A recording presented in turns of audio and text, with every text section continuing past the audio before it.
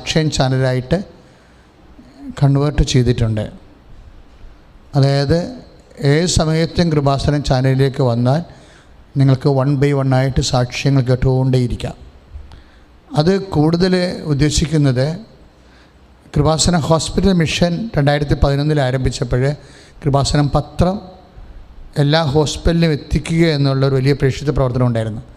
അതിൻ്റെ ഉദ്ദേശം യേശുവിനെ അറിയാത്തവരെ അറിയിക്കുക, അറിഞ്ഞവരെ ആഴപ്പെടുത്തുകയാണ്. ഇപ്പോഴീ 24 hours സാക്ഷ്യം ചാനലിലൂടെയും ഉദ്ദേശിക്കുന്നത് അതുതന്നെയാണ്.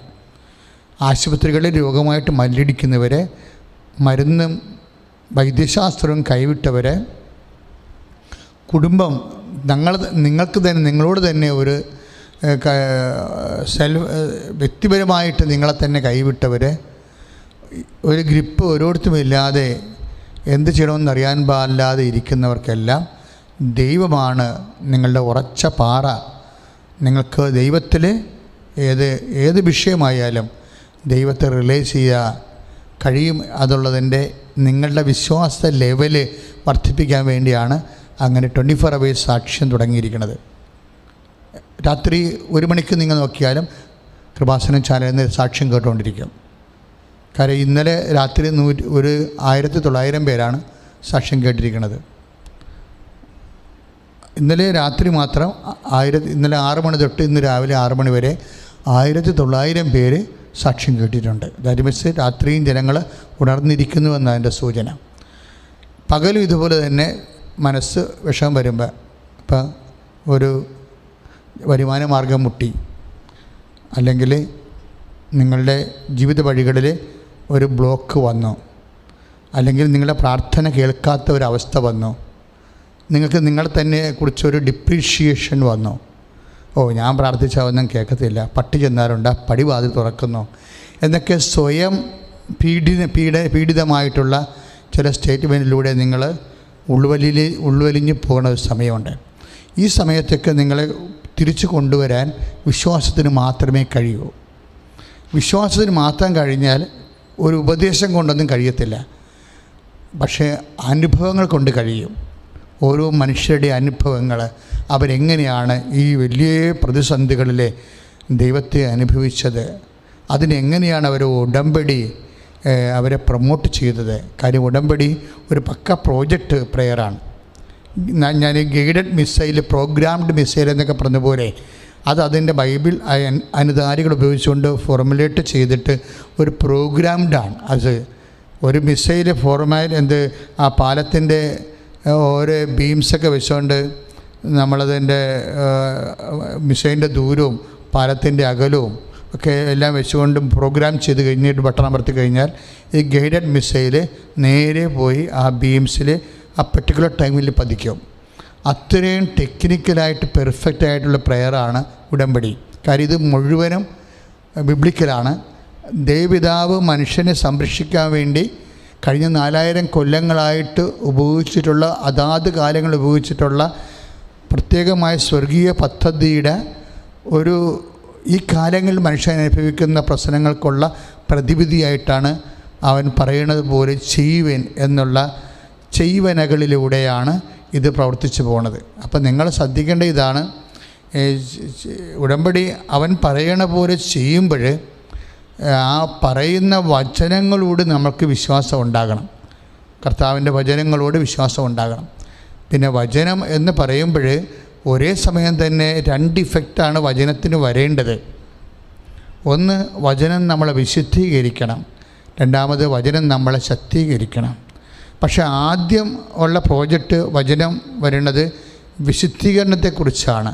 അതായത് ഞാൻ നിങ്ങളോട് പറഞ്ഞ വചനങ്ങൾ നിമിത്തം നിങ്ങൾ വിശുദ്ധി ഉള്ളവരായിരിക്കുന്നു. ഞാൻ എല്ലാ ഉടമ്പടി ധ്യാനത്തിനും ബേസിക്കായിട്ട് പറയുന്ന കാര്യങ്ങളാണത്. നേറ്റ് പറഞ്ഞ് ഞാൻ നിങ്ങളോട് പറഞ്ഞ വചനങ്ങൾ നിമിത്തം നിങ്ങൾ വിശുദ്ധിയുള്ളവരായിരിക്കുന്നു. പല രാജ്യങ്ങളും ചില വേദപുസ്തകങ്ങളുടെ ഭാഗങ്ങൾ എടുത്തു കളയണമെന്ന് ആഗ്രഹിക്കുന്നവരാണ്. 16 ചാപ്റ്റേഴ്സ് എടുത്ത് കളയണമെന്ന് പറഞ്ഞൊരു പ്രത്യേക പുസ്തകത്തെക്കുറിച്ച് ഇപ്പോൾ ചർച്ച നടന്നുകൊണ്ടിരിക്കുകയാണ്. അതിൻ്റെ കാര്യത്തിൽ ആ വചനങ്ങൾ കേൾക്കുമ്പോൾ മനുഷ്യന് അശുദ്ധി ഉണ്ടാകും. അതുകൊണ്ടാണ് ആ വചനങ്ങൾ കേൾക്കുമ്പോൾ മനുഷ്യന് അശുദ്ധി ഉണ്ടാകണ കൊണ്ടാണ് മനുഷ്യനെ അശുദ്ധിയിലേക്കോ അല്ലെങ്കിൽ കൊലപാതകത്തിലേക്ക് നീക്കുന്ന അങ്ങനെയുള്ള വചനങ്ങൾ എടുത്തു കളയാൻ പറയണം. പക്ഷേ ലോകത്ത് ഒരാൾ മാത്രമേ പറഞ്ഞിട്ടുള്ളൂ. വിശുദ്ധ യോഹന്നാൻ്റെ സുവിശേഷത്തിലും 15:3 ഞാൻ നിങ്ങളോട് പറഞ്ഞിട്ടുള്ള വചനങ്ങൾ ആയിട്ട് പറഞ്ഞ് ഞാൻ നിങ്ങളോട്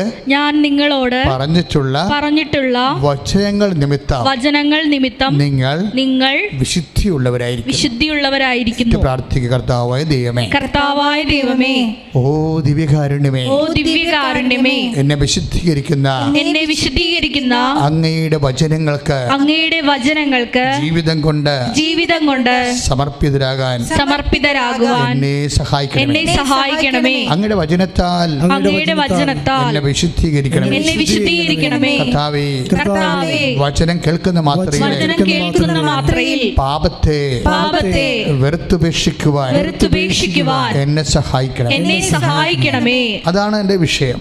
അതായത് ശക്തീകരണം രണ്ടാമത്തെ പകുതിയാണ്. ആദ്യത്തെ പകുതിയിൽ വരണത് ഈ ഉടമ്പടി തുടങ്ങണത് തന്നെ, ഉടമ്പടിയുടെ ആദ്യ ഭാഗം എനിക്കല്ല വെളിപ്പെടുത്തിയത്, വിജയകുമാർ സാറിനാണ്. 48 കൊന്ത ഞങ്ങൾ ജപമാല ചൊല്ലി നിൽക്കണം. 48ാമത്തെ കൊന്ത നാട്ടിൽ വരുമ്പോൾ 90 കൊന്ത തികയണം. അതാണ് ഞങ്ങളുടെ കണക്ക് എപ്പോഴും. അപ്പം 48ാമത്തെ കൊന്തയും ചൊല്ലി മലയാളം പള്ളിയിൽ നിന്ന് കുർബാനയും കൂടി ബാഗും എടുത്ത് ഓളെ വെച്ച് പോകുമ്പോൾ ആ സമയത്ത് മലയാളം പള്ളിയിൽ നിന്നാണ് ഈ 10:25 അദ്ദേഹം പറയണത് എഗ്രിമെൻ്റ് എന്ന് അമ്മ പറയുന്നു എന്ന് പറഞ്ഞ്. എഗ്രിമെൻറ്റ്. അപ്പം ഞാൻ പറഞ്ഞു വെയിറ്റ് എ മിനിറ്റ്, നിങ്ങൾ ബിസിനസ് മാനാണ്, അതുകൊണ്ടാണ് നിങ്ങൾക്ക് അങ്ങനെ പറയാൻ തോന്നിയത്. കരാറെന്നൊക്കെ പറയാം. ബൈബിളിൽ അങ്ങനെ ഒരു ടേം ഇല്ല. അത് വേറെ എന്തെങ്കിലും ആയിരിക്കും അമ്മ ഉദ്ദേശിച്ചത്. നിങ്ങളൊരു പേപ്പർ എടുക്കുക, ഒരു പേന എടുക്കുക, അവിടെ ഇരുന്ന് കൊന്ത ചെല്ലുക, ബാക്കി അമ്മ പറയണ എഴുതുക. ഞാൻ കിഴക്കോട്ട് നടന്ന് വ്യഗ്രമാതാവിൻ്റെ ആൾത്താരെ പോയി കൈവിരിച്ച് പിടിച്ചുകൊണ്ട് 4 കൊന്ത ചെല്ലിയപ്പോൾ കുറേ അനുഗ്രഹത്തിൻ്റെ വചനങ്ങൾ എനിക്ക് തന്ന് അതെല്ലാം ഞാൻ എഴുതിയിട്ടുണ്ട്. തിരിച്ച് വിജയകുമാരൻ്റെ അടുത്ത് വരുമ്പോൾ വിജയകുമാരൻ്റെ കയ്യിൽ ഇരിക്കുന്ന പേപ്പറെ കുറേ പാപങ്ങൾ എഴുതിയിട്ടിരിക്കുകയാണ്. പാപങ്ങൾ. അപ്പം ഞാൻ പറഞ്ഞു എനിക്ക് കിട്ടിയിരിക്കുന്നത് അനുഗ്രഹങ്ങൾ, അദ്ദേഹത്തിന് കിട്ടിയത് പാപങ്ങൾ. ഞാൻ പറഞ്ഞു ഇതാണ് എഗ്രിമെൻ്റ് എന്ന് നിങ്ങൾ പറയണത്. ഇത് ഉടമ്പടിയാണ്, ഇതൊരു വചനമാണ്. എന്നുവെച്ചാൽ ഇത് ഐസിയായുടെ വചനമാണെന്ന് പറഞ്ഞാൽ അദ്ദേഹത്തോട് ഞാൻ പറഞ്ഞു. കാര്യം എന്താണ്? അനുദപിച്ചാൽ നിങ്ങൾ അനുഗ്രഹം പ്രാപിക്കും. അപ്പോൾ 1:18 അപ്പോൾ അത് ബയലാറ്ററായിട്ടുള്ളൊരു ഉടമ്പടിയാണ്. അനുദപിച്ചാൽ നിങ്ങൾ ഈ ഉടമ്പടി എടുത്തിരിക്കുന്ന ആൾക്കാരെല്ലാം ശ്രദ്ധിക്കണം. ഉടമ്പടി വന്നൊരു വഴിയുണ്ട്, അതിൻ്റെ ബേസ്മെൻ്റ് എന്ന് പറയുന്നത് അനുതാപമാണ്. അതാണ് ഞാൻ പറഞ്ഞത്. ഇത് ദൈവമായിട്ട് നമ്മൾ ഒരു ഉടമ്പടി ചെയ്യുന്ന ദൈവം നമുക്ക് തരുന്ന ഒരു വാഗ്ദാനമാണ്. എന്താണ്? അനുദപിച്ചാൽ നിങ്ങൾ അനുഗ്രഹം പ്രാപിക്കും.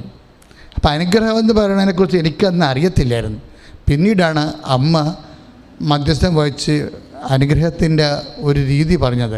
അനുഗ്രഹം ഫിസിക്കൽ ഫേവേഴ്സാണ്, കൃപ ദൈവത്തിൻ്റെ ശക്തിയാണ്. അപ്പോൾ ഈ ഫിസിക്കൽ ഫേവേഴ്സ് നമുക്ക് വേണം. നമുക്ക് വീട് വേണം, വിവാഹം വെക്കണം, കുഞ്ഞുങ്ങൾ വേണം, അല്ലേ? അപ്പോൾ ഈ ഇതൊക്കെ വേണം. ഇതെല്ലാം ഫിസിക്കൽ ഫേവേഴ്സാണ്. ഇത് അനുഗ്രഹമാണ് നമുക്ക് വേണ്ടത്. അപ്പോൾ ഈ അനുഗ്രഹം ലഭിക്കാനുള്ള മാർഗം എന്താണ്? അനുദപിച്ചാൽ നിങ്ങളെ അനുഗ്രഹം പ്രാപിക്കും. അത് ഞാൻ നാട്ടിൽ വന്നുകൊണ്ട് എനിക്കിപ്പോൾ മനസ്സിലായി ഇത് വലിയൊരു സംഭവമാണ്. അമ്മ ഒരു വലിയ സ്വർഗീയ പദ്ധതിയുടെ ഒരു വാതിലാണ് ഓപ്പൺ ചെയ്തിരിക്കണമെന്ന്. ഞാൻ 3 ദിവസമാണ് തൈക്കാട്ടുശ്ശേരി പോയിരുന്നും ഈ കലവൂരിരുന്നും ഈ വിഷയത്തെക്കുറിച്ച് പ്രാർത്ഥിച്ചത്. 3 ദിവസം കൊണ്ട് ഞാൻ ഉടമ്പടി ബുക്ക് എഴുതി. ഉടമ്പടി എന്നും പറഞ്ഞൊരു ബുക്ക് എഴുതി. അതിൻ്റെ ആദ്യത്തെ ലീഫ്ലെറ്റ് എഴുതണം. ഇപ്പോഴത്തെ പുസ്തകത്തിന് 30 പേജുണ്ട്. ആദ്യത്തേന് 10, 27, 25 പേജേ ഉണ്ടായിരുന്നുള്ളൂ. ടെക്സ്റ്റ് ബുക്കിന് 270 പേജാണിപ്പോൾ ഉടനെ ഇറങ്ങാൻ പോകുന്ന പുസ്തകത്തിന്. അപ്പോൾ എന്താ പ്രശ്നം വെച്ച് കഴിഞ്ഞാൽ അത് കഴിഞ്ഞ് അതിനോട് ബന്ധപ്പെട്ട വചനങ്ങൾ തരാൻ തുടങ്ങി. എന്താണ്? ജോഷുവ ജനങ്ങളോട് പറഞ്ഞു. എന്താണ് പറഞ്ഞത്? നിങ്ങൾ പശ്ചാത്തപിക്കുവിൻ, നാളെ നിങ്ങളുടെ ഇടയിൽ കർത്താവ് അത്ഭുതം പ്രവർത്തിക്കും. അപ്പോൾ ആ തിരുവചനം 5-ാം അധ്യായത്തിലെ തിരുവചനങ്ങളും നിങ്ങൾ പശ്ചാത്തപിക്കുവിൻ, നാളെ നിങ്ങളുടെ ഇടയിൽ കർത്താവ് അത്ഭുതങ്ങൾ പ്രവർത്തിക്കും. അതായിരുന്നു 2ാമത്തെ വചനം ഉടമ്പടിക്ക് കിട്ടിയത്. അതും പശ്ചാത്താപവുമായിട്ട് ബന്ധപ്പെട്ട വചനമാണ്. നിങ്ങൾ പശ്ചാത്തപിക്കുവിൻ, നാളെ നിങ്ങളുടെ ഇടയിൽ കർത്താവ് അത്ഭുതം പ്രവർത്തിക്കും. ഇത് ഈ 72 മണിക്കൂറിനുള്ളിൽ ഇങ്ങനെ ഓരോ മണിക്കൂറിനും വചനങ്ങൾ നൽകി അതിൻ്റെ രഹസ്യങ്ങൾ വെളിപ്പെടുത്തിക്കൊണ്ടിരിക്കുകയായിരുന്നു. അങ്ങനെ വന്ന സമയത്താണ് നിങ്ങൾ പശ്ചാത്തപിക്കുവിൻ. ഉടനെ അടുത്ത വരി എന്ന് പറയുന്നത് ജോഷുവയുടെ കാലത്താണ് നാളെയായിട്ട് വരണത്. കർത്താവ് പാപത്തിന് പരിഹാരം ചെയ്ത് കഴിഞ്ഞപ്പോഴാണ് പിന്നീട് അത് ഇന്നായി മാറി എന്ന് പറഞ്ഞു. ഇതൊന്നും ഞാൻ പഠിച്ച കാര്യങ്ങളല്ല, എഴുതിക്കൊണ്ടിരിക്കുന്ന സമയത്ത് പേനയുടെ അകത്തുകൂടി വരണ വചനങ്ങളാണ്. ഈ ഉടമ്പടി പുസ്തകം എഴുതിക്കൊണ്ടിരിക്കുന്ന സമയത്ത് പേനയുടെ ഉള്ളിൽ കൂടി വരണ വചനങ്ങളാണ്. അങ്ങനെ കൂടെ അറിയാതെ ഇങ്ങനെ എഴുതിപ്പോവും. എന്താണ് ജോഷുവയുടെ കാലം എന്ന് പറയുന്നത്? എൻ്റെ കർത്താവ് പാപത്തിന് പരിഹാരം ചെയ്യാതിരുന്ന കാലമാണ്, പഴയ നിയമകാലമാണ്. പുതിയ നിയമകാലത്ത് കർത്താവ് പരിഹാരം ചെയ്തപ്പോൾ അത് നാളെ എന്നുള്ളത് ഇന്നായി മാറിയെന്ന് പറഞ്ഞ്. എന്ന് വെച്ചാൽ കള്ളനോട് കർത്താവ് എന്താ പറയണത്? ഇന്ന് നീ എൻ്റെ കൂടെ പർദീസയിലായിരിക്കുമെന്നാണ്. അപ്പോഴേ ഉയർപ്പ് പോലും സംഭവിച്ചത് ഒരു ടൈം ബേസ്മെൻ്റ് പറയുകയാണെങ്കിൽ, ടെമ്പറലായിട്ട് പറയുകയാണെങ്കിൽ ആ കുരിശിൻ്റെ ഓൺ ടൈമിൽ തന്നെ ഉയർപ്പ് സംഭവിക്കുന്നുണ്ട്. ശരിക്കും മരണത്തിൻ്റെ അവിടെ നമുക്ക് അനുഭവവേദ്യമാകുന്നതാണ് താമസിച്ച് വരണത്. അത് തിരുവെഴുത്തുകൾ പ്രതിയാണത് അനുഭവവേദ്യമാകണത്. അതെപ്പോഴും അങ്ങനെയാണ്. അതുകൊണ്ടാണ് ഈ ജീസസ് ക്രൈസ്റ്റ് ദ സൂപ്പർ സ്റ്റാറിലെ ഈശോ കുരിശിൽ കിടന്നതിന് ആ ഈശോ ഇങ്ങനെ കുരിശ് പീഡ അനുഭവിച്ച്, അതുപോലെ തന്നെ ഈശോ അതായത് ഈശോൻ്റെ പീഡാനുഭവത്തിൻ്റെ ഉള്ളിൽ പ്രാകൃതമായ ചോരരൂപം കാണിച്ചതിന് ശേഷം സെക്കൻഡുകൾക്കുള്ളിൽ ഈശോ മറിഞ്ഞു വരുമ്പോൾ ഉയർത്തുന്നതിൻ്റെ ഈശോനെ കാണും. അത് വെച്ച് കഴിഞ്ഞാൽ അതിൻ്റെ വിഷയം എന്ന് പറഞ്ഞത് ഇതിനൊരു ടൈം എടുക്കുന്നില്ല എന്നുള്ളതാണ്. അതുകൊണ്ടാണ് ഈശോ പറഞ്ഞു ഇന്ന് എന്ന് പറയണത്. കൃപാസനത്തിലെ അമ്മ സമയത്തിൻ്റെ അമ്മയാണ്.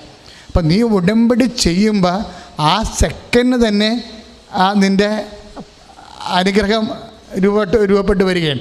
നാളെ അല്ല, ഇന്നല്ല. അതുകൊണ്ടാണ് നമ്മൾ അത് ആ ഒരു ബോധം ഉടമ്പടി ചെയ്യുന്നവർക്കുണ്ടാകണം. അതായത് ഇന്ന് കർത്താവ് പാപത്തിന് പരിഹാരം ചെയ്തപ്പോഴാണ് സമയം നാളെ എന്നുള്ളത് ഇന്നാകണത്. നിങ്ങളുടെ പാപം കുറയുന്നതനുസരിച്ചുകൊണ്ട് അനുഗ്രഹത്തിൻ്റെ സമയം അടുത്തടുത്ത് വരും. അച്ഛൻ പറഞ്ഞ മനസ്സിലായില്ലേ? കർത്താവ് പാപത്തിന് പരിഹാരം ചെയ്യുമ്പോൾ ജോഷുവയുടെ കാലത്ത് പശ്ചാത്തപിച്ചാൽ നാളെയാണ് അനുഗ്രഹം.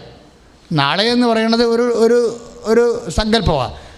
അത് 40 ദിവസം കഴിഞ്ഞാകാം, അല്ലെങ്കിൽ 4 കൊല്ലം കഴിഞ്ഞാകാം, എന്തുമാകാം. പക്ഷേ ഇന്നെന്ന് പറയണത് വിഷയം നേരെ മാറും.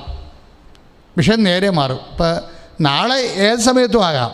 പക്ഷേ ഇന്നെന്ന് പറയുമ്പോൾ സമയച്ചുരുക്കം പ്രാപിക്കുകയും. നിങ്ങളുടെ അനുഗ്രഹത്തിന് സമയച്ചുരുക്കം പ്രാപിക്കണത് എങ്ങനെയാണ്?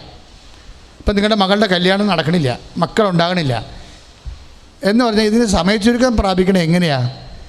പശ്ചാത്തപിക്കുമ്പോഴാണ് സമയച്ചുരുക്കം ഉണ്ടാകുന്നത്. ഇതെല്ലാം പശ്ചാത്താപവുമായിട്ട് ബന്ധപ്പെട്ട കാര്യമാണ്. നിങ്ങൾ പശ്ചാത്തപിക്കുവിൻ. ജോഷുവ പറഞ്ഞു നാളെ നിങ്ങളുടെ ഇടയിൽ അത്ഭുതം പ്രവർത്തിക്കും. ആ നല്ല കള്ളനെന്ന് പറയുന്ന കക്ഷി പശ്ചാത്തപിച്ചപ്പോൾ എന്നാ പറ്റിയാണ്? ഇന്ന് നീ എൻ്റെ കൂടെ പർദീസയിലായിരിക്കും. പശ്ചാത്താപമാണ് ഈ സമയച്ചുരുക്കം ഉണ്ടാക്കുന്നത്. അപ്പം നിങ്ങൾ പശ്ചാത്തപിക്കുന്നില്ല എങ്കിൽ ഈ സമയം ഇങ്ങനെ ലാഗ് ചെയ്ത് കിടക്കും. സമയഘടികാരവുമായി അമ്മ പ്രത്യക്ഷപ്പെടുമ്പോൾ ആ സമയത്തിൻ്റെ പിന്നിലുള്ള രഹസ്യം എന്ന് പറയുന്നതാണ് repent, the time is at hand എന്ന് പറയണതാണ്. നിങ്ങൾ രക്ഷപ്പെടണമെന്നുണ്ടെങ്കിൽ പശ്ചാത്തപിക്കുക. സമയത്തിലാണ് പശ്ചാത്താപം ഇരിക്കുന്നത്. അമ്മ സമയഘടികാരവുമായി പ്രത്യക്ഷപ്പെടുമ്പോൾ അതിൻ്റെ അർത്ഥം എന്താണ്? നിങ്ങൾ പശ്ചാത്തപിച്ചാൽ സമയത്തെ സ്വാധീനിക്കാൻ പറ്റും. പശ്ചാത്താപവും സമയ സ്വാധീനവും. കൃപാസനത്തിൽ ജീവനോടെ സമയഘടികാരം നെഞ്ചിലേറ്റി പ്രത്യക്ഷപ്പെട്ട അമ്മ സമയത്തിൻ്റെ മാതാവാണെങ്കിൽ ആ സമയത്തിൻ്റെ ഒരർത്ഥം മനുഷ്യരാശിയോട് പശ്ചാത്തപിക്കാൻ പറഞ്ഞതാണ്. ഇങ്ങനെയാണ് ഫാത്തിമയിലെ പ്രത്യക്ഷീകരണവും കൃപാസനം പ്രത്യക്ഷീകരണവും തമ്മിൽ ബന്ധപ്പെട്ട് നിൽക്കുന്നത്. രണ്ടും പശ്ചാത്താപത്തെക്കുറിച്ചാണ്. അമ്മ എവിടെയെല്ലാം പ്രത്യക്ഷപ്പെട്ടിട്ടുണ്ടോ പ്രാർത്ഥന, പശ്ചാത്താപമാണ് മുഖ്യ വിഷയങ്ങളെന്ന് പറയുന്നത്. പ്രാർത്ഥിക്കുക, പശ്ചാത്തപിക്കുക, പ്രാർത്ഥിക്കുക.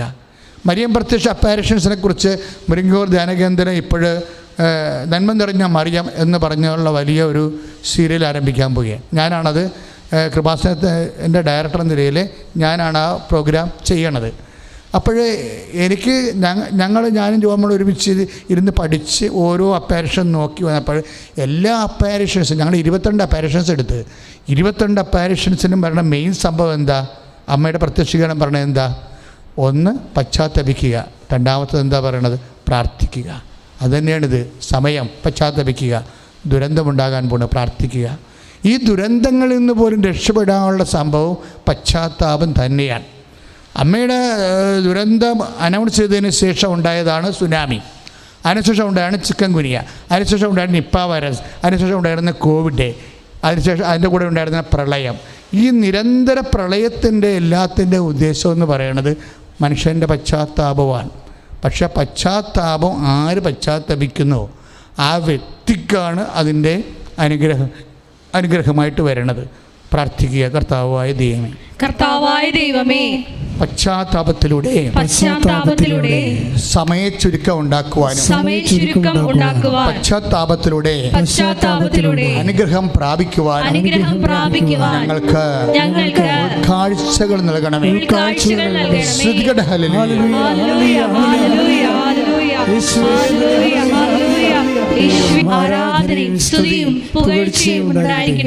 നിങ്ങൾ എപ്പോഴും മനസ്സിലാക്കേണ്ട ഒരു വിഷയം, ജീവിതത്തിൽ എപ്പോഴും പ്രശ്നങ്ങൾ ഉണ്ടായിക്കൊണ്ടിരിക്കും. പ്രശ്നമില്ലാത്ത ഒരു ദിവസമോ ഒരാഴ്ചയോ ഒരു കാലമോ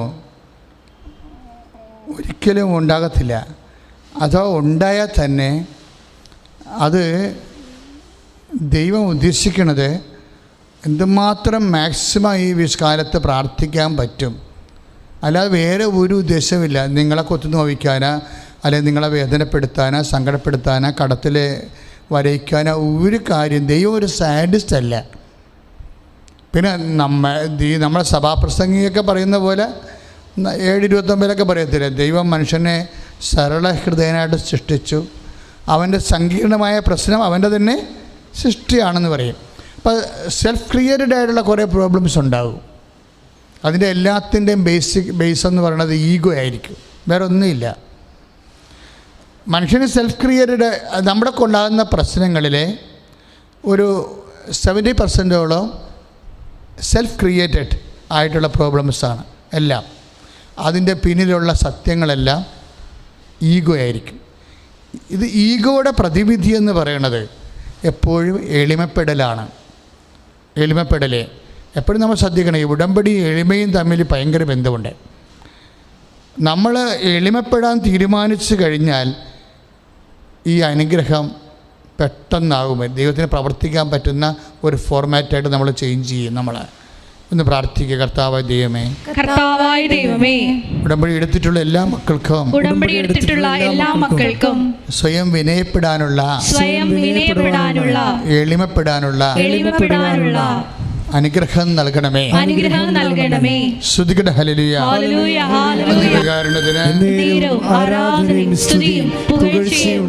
പരിശുദ്ധ പരമദിവ്യകാരുണ്യത്തിന് നമ്മളെപ്പോഴും ശ്രദ്ധിക്കേണ്ട ഒരു വിഷയം, ഈ ഓരോ പ്രശ്നങ്ങൾ ഉണ്ടാകുന്നതിൻ്റെ പിന്നിൽ ദൈവത്തെ കൂടാതെ നമ്മൾക്ക് ചെയ്യാൻ കഴിയുന്ന ഒരു മാനസികാവസ്ഥ ഉണ്ട്. ഇതിനാണ് അഹങ്കാരമെന്ന് ബൈബിൾ പറയണത്. ദൈവത്തെ കൂടാതെ ചെയ്യാൻ കഴിയും. കർത്താവ് ഈ വിഷയത്തിന് ഒരു തീർപ്പ് കൽപ്പിക്കുന്നത് ഇതാണ്, എന്നെ കൂടാതെ ഞങ്ങൾക്കൊന്നും ചെയ്യാൻ സാധിക്കുകയില്ല. അപ്പോൾ മനുഷ്യന് എപ്പോഴും ഉണ്ടാകുന്ന ഒരു സംഭവമാണ് ദൈവത്തെ കൂടാതെ എല്ലാ കാര്യങ്ങളും ചെയ്യാൻ. എനിക്ക് ബുദ്ധിയുണ്ട്, ഞാൻ ആ ബുദ്ധി റിലേ ചെയ്യും. എനിക്ക് മസിലുണ്ട്, ഞാൻ ആ മസിൽ റിലേ ചെയ്യും. എനിക്ക് മണി പവറുണ്ട്, എനിക്ക് പാർട്ടിയുണ്ട്, എനിക്ക് പൊന്നുണ്ട്, എനിക്ക് പറമ്പുണ്ട്. ഇങ്ങനെയൊക്കെ ഓരോ കാര്യങ്ങളുള്ള കാരണം അതിൽ ഞാൻ റിലേ ചെയ്യും. അവിടെയാണ് വിഷയം വരണത്. ഇങ്ങനെയാണ് സെൽഫ് ക്രിയേറ്റഡ് പ്രോബ്ലംസ് ഉണ്ടാകുന്നത്. അതായത് എൻ്റെ മക്കളെ ഞാൻ എപ്പോൾ ഇടയ്ക്ക് പറയാറുണ്ട്, അതായത് നമ്മൾക്ക് ഈ സംഭവങ്ങളെല്ലാം ഉണ്ടെങ്കിൽ ഇതിനേക്കാൾ വലുതാണ് ദൈവമെന്ന് നീ അറിഞ്ഞില്ലെങ്കിൽ നമുക്ക് ഒരിക്കലും ദൈവവിശ്വാസിയായിട്ട് തുടരാൻ പറ്റത്തില്ല. ഇതെല്ലാം നമുക്കുണ്ടാകും. അതായത് ഈ പൊന്ന്, പണം, പറമ്പ്, പാർട്ടി, അങ്ങനെയുള്ള കുറേ ആൾക്കാർക്ക് ഭൗതിക സ്വാധീന വിഷയങ്ങളില്ലേ. ഈ വിഷയങ്ങളിൽ നീ അത് എനിക്ക് അവരോട് പറയാൻ, മെഡിക്കൽ കോളേജ് വന്നാൽ എൻ്റെ ഡോക്ടർ, എൻ്റെ അനന്തരവൻ തന്നെയാണ് അവിടുത്തെ സൂപ്രണ്ട്. ഇപ്പം അങ്ങനെയൊക്കെ പറയല്ലേ. എനിക്ക് പോകാൻ ആരെയും റിലേ ചെയ്യേണ്ട കാര്യമില്ല, എനിക്ക് കാർ കിടപ്പുണ്ട്, ഡ്രൈവർ ഇവിടെ ഉണ്ട് എന്നൊക്കെ പറഞ്ഞാൽ ഡ്രൈവർ ഉണ്ടാകാൻ കാറും ഉണ്ടാകാം. മത്തായിച്ചേട്ടൻ്റെ ഡ്രൈവറിൻ്റെ ഇപ്പം എന്താ പ്രശ്നം? മത്തായിച്ചേട്ടനെ സംബന്ധിച്ചിടത്തോളം അങ്ങേർക്ക് ഡ്രൈവറുണ്ട്, അങ്ങേർക്ക് കാറ് പൊട്ടിക്കോരി കിടക്കുന്നുണ്ട്. മെഡിക്കൽ കോളേജിലെ സൂപ്രണ്ട് അദ്ദേഹത്തിൻ്റെ മരുമകനാണ്. അത് മത്തായിച്ചേട്ടൻ്റെ ഒരു അവസ്ഥയാണ്. പക്ഷേ തോമസ് കുട്ടിയെ സംബന്ധിച്ചിടത്തോളം മെഡിക്കൽ കോളേജിൽ ആരും അയാൾക്ക് സ്വാധീനമില്ല. മെഡിക്കൽ കോളേജിൽ ആരും അയാൾക്ക് സ്വാധീനമില്ല. അയാൾക്ക് ഒരു ഓട്ടോറിക്ഷയിൽ കയറിപ്പോകാനുള്ള കാശ് പോലും കയ്യിലില്ല. പക്ഷേ തോമസ് കുട്ടി രക്ഷപ്പെടും, മത്തായിച്ചേട്ടൻ മരിച്ചു പോകും. എന്താ കാര്യം? അവിടെ പ്രശ്നം. പോണ വഴിക്ക് മത്തായിച്ചേട്ടൻ കഞ്ഞു പോകും, സ്വന്തം കാറിലിരുന്നുകൊണ്ട് കഞ്ഞു പോകും. തോമസ് കുട്ടി കണ്ടവൻ്റെ ഓട്ടോറിക്ഷയിൽ കൈ കാണിച്ച് കാശ് കൊടുക്കാനില്ല, കയറിപ്പോവും. അവൻ ദൈവത്തിൽ നിന്നാണ് റിലേ ചെയ്യണത്. മത്തായിച്ചേട്ടൻ പറയണത് മെഡിക്കൽ കോളേജിലുള്ള സൂപ്രണ്ട് എൻ്റെ മരുമകനാണെന്നാണ് പറയണത്. ഇതാണ് ഈ വ്യത്യാസം വരണത്. ഇതെല്ലാ വിഷയത്തിലും ഇത് ഏറെക്കുറെ ഈ ഫോർമുല വർക്കൗട്ട് ചെയ്യും. അതുകൊണ്ട് എപ്പോഴും മനസ്സിലാക്കണം, എന്ത് കഴിവുണ്ടായാലും ദൈവതിരുസന്നിധി വരുമ്പോൾ അതിനെ സീറോയാക്കി മാറ്റണം. എന്ത് കഴിവുണ്ടായാലും എന്ത് സ്വാധീനം ഉണ്ടായാലും എനിക്കാരുമില്ല എന്നുള്ള സീറോ ഫോർമാറ്റിലാണ് നമുക്കെപ്പോഴും നമ്മുടെ പ്രവർത്തന പദ്ധതി വർക്കൗട്ട് ചെയ്യാൻ നല്ലത്. ഇപ്പം നമ്മൾ ടെർമോമീറ്റർ ഇല്ലേ, ടെർമോമീറ്റർ വായിലോട്ട് കുത്തി കയറ്റുമ്പോൾ എന്താ ചെയ്യണത്? ഡോക്ടർമാർ, നേഴ്സുമാർ ഒന്ന് കുടഞ്ഞിട്ട് സീറോ ആക്കി കളയും, എന്നിട്ടാണ് ഈ പർട്ടിക്കുലർ രോഗിയുടെ കക്ഷത്ത് വായിലോ കൊണ്ട് വെക്കണത്. അവിടുന്ന് പിന്നെ അത് കൗണ്ട് ചെയ്ത് വരണത്. ഞാൻ സെമിനാരി പഠിക്കുമ്പോൾ ഒരു രസമുണ്ടായി. ഒരുത്തന് 110 ഡിഗ്രി പനി, മറ്റേയാൾക്ക് 108, താഴെ ഉള്ളവർ 107. എല്ലാം കൂടി രാത്രി കാറിക്കൂബി ചാടിപ്പുറത്തിറങ്ങി പരിപ്പസന്ത പടർന്ന് പറഞ്ഞ് ഫിലോസഫി പഠിക്കുമ്പോൾ സെമിനാരിൽ ഭയങ്കര കലഹം. എന്താ പ്രശ്നം വെച്ചാൽ ഒരു ഇൻഫർമേറിയൻ ചാർജ് എടുത്തതാണ്.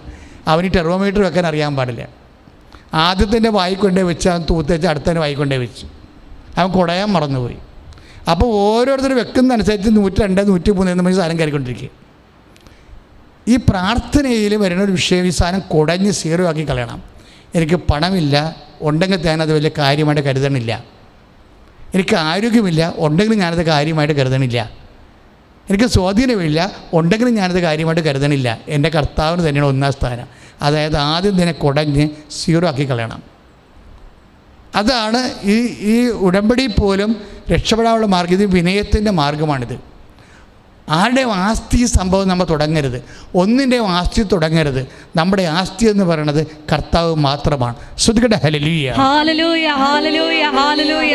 ഈശോയെ നിയമാവർത്തനം 8:3 അനുസരിച്ചുകൊണ്ട് ഞങ്ങളെ തന്നെ എളിമപ്പെടുത്തി ഈശോയെ ഞങ്ങളെ അനുഗ്രഹത്തിന്റെ വലിയ സ്തുതിയും പുകഴ്ചയും ഉണ്ടായിരിക്കട്ടെ. പരിശുദ്ധ പരമദിവ്യകാരുണ്യത്തിന് ആരാധനയും സ്തുതിയും പുകഴ്ചയും ഉണ്ടായിരിക്കട്ടെ. പരിശുദ്ധ പരമദിവ്യകാരുണ്യത്തിന് ആരാധനയും സ്തുതിയും പുകഴ്ചയും ഉണ്ടായിരിക്കട്ടെ. പ്രിയമുള്ളവരെ, ഇനി നമ്മൾ കാനായിലേക്ക് വരുമ്പോൾ ഉടമ്പടിയുടെ സോഴ്സ് വരുന്ന കാനായിലാണ്. അത് നമ്മൾ സമയത്തിൻ്റെ വിഷയം പറഞ്ഞുകൊണ്ട് വരികയാണ്. എന്താ പറഞ്ഞത്? നിങ്ങൾ പശ്ചാത്തപിക്കും, നാളെ നിങ്ങളുടെ ഇടയിൽ കർത്താവ് അത്ഭുതം പ്രവർത്തിക്കുമെന്ന് ജോഷുവ പറയുമ്പോൾ, ജോഷുവ 3:5 നിങ്ങൾ പശ്ചാത്തപിക്കും. ഏത് പറഞ്ഞേ? നിങ്ങൾ പശ്ചാത്തപിക്കുവിൻ, നാളെ നിങ്ങളുടെ ഇടയിൽ കർത്താവ് അത്ഭുതം പ്രവർത്തിക്കും. അപ്പോൾ ഈ അത്ഭുതം പ്രവർത്തിക്കുന്നതും സമയവും തമ്മിൽ ബന്ധമുണ്ട്. അത്ഭുതം പ്രവർത്തിക്കുന്നത് സമയവും പശ്ചാത്താപവും തമ്മിൽ ബന്ധമുണ്ട്. ക്ലിയർ അല്ലേ? അപ്പോൾ പശ്ചാത്താപമാണ് സമയത്തെ സ്വാധീനിക്കുന്നത്. വെരി ക്ലിയർ അല്ലേ? ഈ പശ്ചാത്താപം തന്നെയാണ് പുതിയ നിയമത്തിൽ വരുമ്പോൾ കള്ളന് സംഭവിക്കുന്നത്. അവൻ പശ്ചാത്തപിക്കും. എന്താണ്? സത്യമായി നീ ദൈവപുത്രനാണ്, ഞാൻ ഇത് ശിക്ഷ അനുഭവിക്കേണ്ട ആളാണ്. അതാണ് അനുതാപം എന്ന് പറയുന്നത്. അവനവൻ അനുഭവിക്കുന്ന ശിക്ഷ സ്വന്തം പാപത്തിന് പരിഹാരമായി കാഴ്ചവെക്കണം. അത് കള്ളനാണ് നമ്മളെ പഠിപ്പിക്കുന്നത്. കള്ളൻ്റെ സുവിശേഷമാണത്. എന്താണ്? നമ്മൾ അനുഭവിക്കുന്ന ശിക്ഷ നമ്മുടെ പാപത്തിന് പരിഹാരമായി കാഴ്ചവെക്കണം. പിടികിടിയാ? ഇപ്പം നമ്മുടെ രോഗമായാലും നമ്മുടെ ക്ഷീണമായാലും നമ്മുടെ കുടുംബത്തിലുണ്ടാകുന്ന കലഹം ഉണ്ടാകുന്ന സങ്കടങ്ങളായാലും നമ്മൾ അനുഭവിക്കുന്ന ദുഃഖ അരിഷ്ടതകളെ നമ്മുടെ പാപത്തിൻ്റെ പരിഹാരത്തിനായിട്ട് കാഴ്ചവെക്കണം. അതാണ് കള്ളം പറയണ കാര്യം. അത് വലിയൊരു സുവിശേഷമാണത്. വെച്ചാൽ ഞാനിന്ന് അനുഭവിക്കണത് ഇത് നമ്മൾ ആ ഇടതുവശത്തെ കള്ളനോട് എന്താ പറയണത്? നമ്മൾ രണ്ടും അനുഭവിക്കുന്നത് നമ്മുടെ കയ്യിരിപ്പ് കൊണ്ടാണ്, അല്ലേ? ഇവൻ ഒരു തെറ്റും ചെയ്തിട്ടില്ല. കർത്താവിനെ കാണുമ്പോൾ ഒരു മനുഷ്യന് തോന്നേണ്ട അല്ലെങ്കിൽ ആദ്യ വികാരം എന്താണ്? അവൻ തെറ്റ് ചെയ്യാത്തവനാണ്. തെറ്റ് ചെയ്യാത്തവനെന്ന് വെച്ച് കഴിഞ്ഞാൽ അവൻ്റെ മേൽ ചുമത്തിയ ശിക്ഷയാണ് നമ്മൾക്ക് രക്ഷയായി മാറിയത്. അതാണ് ഐസയ്യ പറയണത്. ഐസയ്യ നമ്മൾ 53:7 പറയണത് അവൻ്റെ മേൽ ചുമത്തിയ ശിക്ഷയാണ് നമുക്ക് രക്ഷയായി മാറിയത്. അപ്പം കർത്താവിനെ കാണുമ്പോൾ നമ്മൾ പറയേണ്ടത് എന്താണ്? അവനൊരു തെറ്റും ചെയ്തിട്ടില്ല. അവൻ തിരുത്തവി ദൈവത്തിൻ്റെ രണ്ടാം ആളായ പുത്രൻ തമ്പുരാനാണ്. പാപമൊഴികെ നമുക്ക് സദൃശനായി അവനെ ദൈവം ലോകത്തിലേക്ക് അയച്ചതാണ്. അവനൊരു തെറ്റും ചെയ്തിട്ടില്ല. ക്രിസ്തുവിനെ കാണുമ്പോൾ ഈ ലോകം മുഴുവനും പറഞ്ഞുകൊണ്ടിരുന്നത് എന്താണ്? ക്രിസ്തു തെറ്റുകാരനാണെന്ന് പറയുന്നത് ആരാണ്? പിശാച് മാത്രമാണ്. പിശാചിന് മാത്രമാണ് അവൻ്റെ ദൈവപുത്രസ്ഥാനത്തെ വെല്ലുവിളിക്കണത്. ഇപ്പോൾ ഫിലിമിലൂടെ ആയാലും ശരി, വേറെ എന്ത് മാർഗത്തിലൂടെ ആയാലും ശരി, ക്രിസ്തുവിനെ തേജോവധം ചെയ്യാൻ വേണ്ടി പിശാച് എക്കാലങ്ങളിലും സിനിമാക്കാരെയും സാഹിത്യകാരന്മാരെയും ഒക്കെ ഉപയോഗിച്ചിട്ടുണ്ട്. സിനിമാക്കാരെയും നല്ല സാഹിത്യകാരന്മാരെയും ഉപയോഗിച്ചിട്ടുണ്ട്. ഇപ്പോൾ ഈ ദിവസങ്ങളിലൊക്കെ ചില റേഡിയോ ചാനലിലൊക്കെ കസാൻസാക്കിസിൻ്റെ കാര്യമൊക്കെ വന്നു. അയാളുടെ ഗ്രീക്ക് ഭാഷയെക്കുറിച്ചൊക്കെ ഭയങ്കര പുരാണമായിരുന്നു. ഈ നമ്മുടെ ഈസ്റ്റർ ടൈമിന് വെറും കള്ളത്തരമാണ്. കസാൻസാക്കിസ് ഒരു 3-ാം സഭ അംഗമാണ്. അതേസമയം തന്നെ ഫ്രാൻസിസ് അസിസിയുടെ വലിയ അടുപ്പക്കാരനുമാണ്. പക്ഷെ ഒരു കഥയുമില്ല. അയാളുടെ ലാസ്റ്റ് മിസ്റ്റേഷനിലൂടെ യൂറോപ്പിൻ്റെ അകത്ത് യേശുവിനെ വ്യഭിചാരിയാണ് ചിത്രീകരിക്കാനുള്ള പ്രേരണ PM ആൻ്റണിക്ക് വരെ നൽകി. നമ്മുടെ നാട്ടിലുള്ള അപ്പോൾ ഈ വലിയ വിശുദ്ധി ചമഞ്ഞ് നടക്കുന്നവരും യേശുക്രിസ്തുവിനെ ആക്രമിക്കാൻ പിശാച് അവർ ഉപയോഗിച്ചിട്ടുണ്ട്. ആ യേശുക്രിസ്തുവിനെ ആക്രമിക്കാൻ വേണ്ടി യേശുക്രിസ്തുവിനെ മനുഷ്യൻ്റെ ഹൃദയത്തിൽ ഒരു കുറ്റമുള്ളവനായിട്ട് തീർക്കണത് ഇടതുവശത്തുള്ള കള്ളനാണ്. നിനക്ക് അങ്ങനെ തന്നെ വേണം, കാര്യം നിൻ്റെ കയ്യിരിപ്പ് കൊണ്ടാണെന്ന് പറയണത് ഇടതുവശത്തുള്ള കള്ളനാണ്. ഇപ്പോൾ ഇടതുവശത്തുള്ള കള്ളന്മാർ എല്ലാ കാലത്തും ഉണ്ടാകും. സിനിമാക്കാരുടെ കൂട്ടത്തിലുണ്ടാകും, സാഹിത്യകാരന്മാരുടെ കൂട്ടത്തിലുണ്ടാകും. നമ്മൾ ഒരു സാഹിത്യ സൃഷ്ടി പോലെ അത് കാണുകയും അതിനെ വ്യാഖ്യാനിക്കാൻ ശ്രമിക്കുമ്പോൾ നമ്മൾ അവിടെ കൂടെ കൂടിക്കൊണ്ട് യേശു കുറ്റവാളിയാണെന്ന് പറയാതെ പറയുകയാണ് ചെയ്യണത്. ഇതൊക്കെ എല്ലാം സാത്താൻ്റെ ഒരു തരം നമ്മളെ തളർത്തിക്കളയണ ഒരവസ്ഥയാണ്. കാര്യം ക്രിസ്തുവിനെ നമ്മുടെ ഉള്ളിൽ നിന്ന് മായ്ച്ചാൽ പിന്നെ കാര്യങ്ങളെല്ലാം എളുപ്പമാകും. പ്രാർത്ഥിക്കുക. കർത്താവായ ദൈവമേ, വലതുവശത്തുള്ള കള്ളനെ പോലെ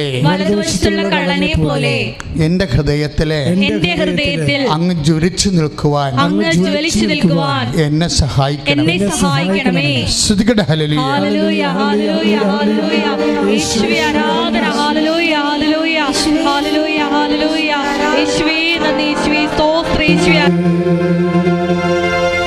ചില സമയത്ത് ദൈവം തന്നെ നമ്മളെ എളിമപ്പെടുത്തും. അതെപ്പോഴും നമ്മൾ ഓർക്കേണ്ട ഒരു കാര്യമാണ്. ഉടമ്പടിയിൽ ഇടയ്ക്കിടയ്ക്ക് ഞാൻ പറയുന്ന സംഭവമാണ്. നിങ്ങൾ അങ്ങനെ പറയാൻ കാര്യം നിങ്ങളുടെ കഷ്ടതകൾ ഓർത്ത് നിങ്ങൾ നിരാശപ്പെടാതിരിക്കാൻ വേണ്ടിയാണ്. എല്ലാ കഷ്ടതകളും വിശുദ്ധീകരിക്കാൻ വേണ്ടിയാണ്. എല്ലാ കഷ്ടതകളിലും ഒരു വചനമുണ്ട്. ഞാൻ നിങ്ങളോട് പറഞ്ഞിട്ടുള്ള വചനം നിമിത്തം നിങ്ങൾ വിശുദ്ധിയുള്ളവരായിരിക്കുന്നു. 5:15-3 ഈ വചനങ്ങൾ കഷ്ടതയുടെ രൂപത്തിലും വചനങ്ങൾ വരും. കഷ്ടതയുടെ രൂപത്തിലും എഴുതപ്പെട്ട വചനം പോലെ തന്നെ കഷ്ടതയുടെ രൂപത്തിലും ദൈവവചനങ്ങൾ വരും. എന്തിനാണ്? നമ്മളെ വിശുദ്ധീകരിക്കാൻ. ഈ കഷ്ടത ജീവിത മരുഭൂമി പോലെ വരും. മരുഭൂമി എന്ന് പറഞ്ഞാൽ എന്താണ്? തണലൊന്നുമില്ലാത്ത മണലാരണ്യം മാത്രമുള്ള മനുഷ്യന്മാർ സഹായിക്കാനില്ലാത്ത സ്ഥലം. അതാണ് മരുഭൂമി, അല്ലേ?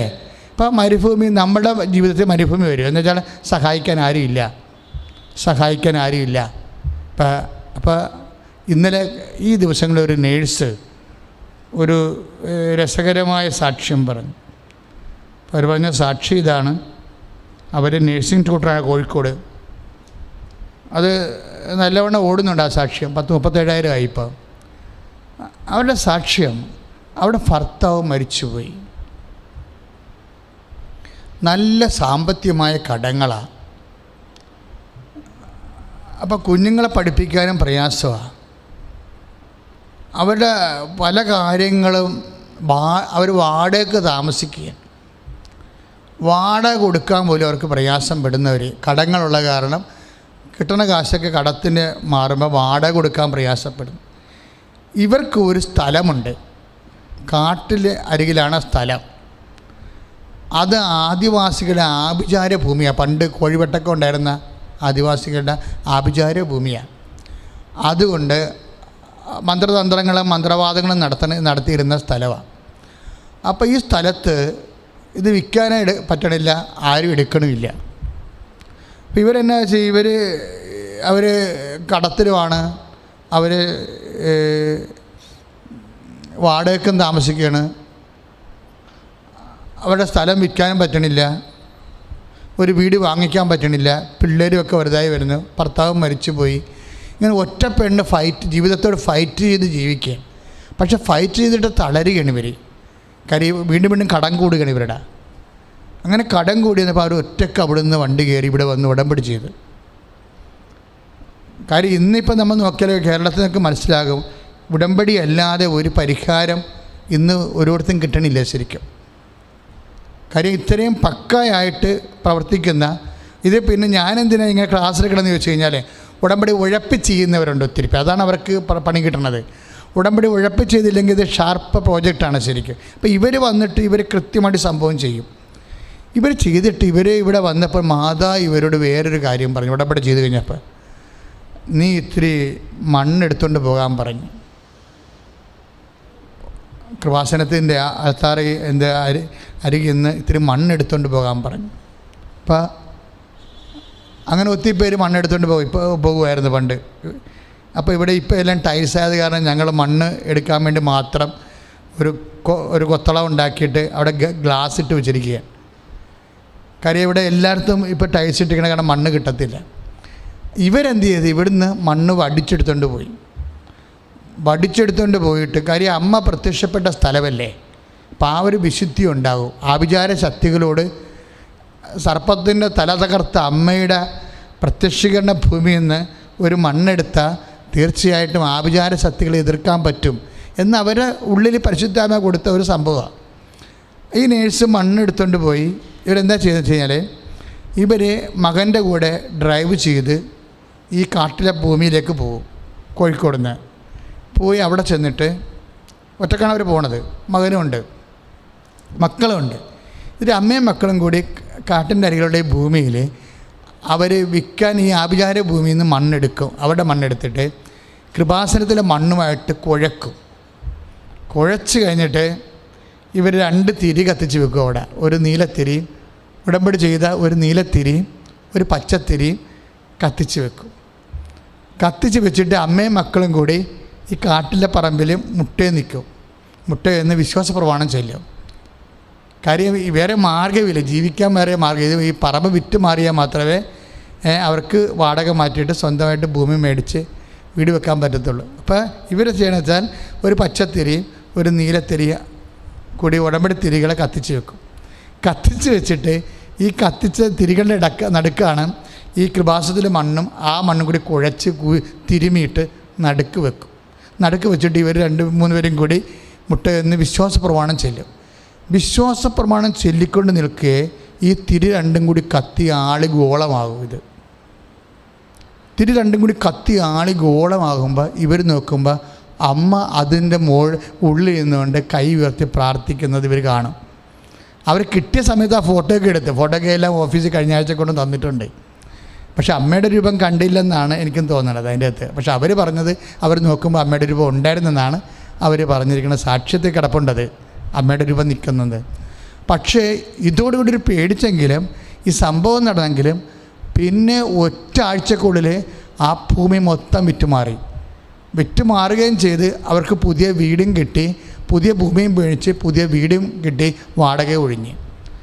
അപ്പോൾ ഇതെന്ന് പറയുന്നത് നമുക്ക് മനസ്സിലാക്കാനാവാത്ത കുറേ സംഭവങ്ങളുണ്ട്.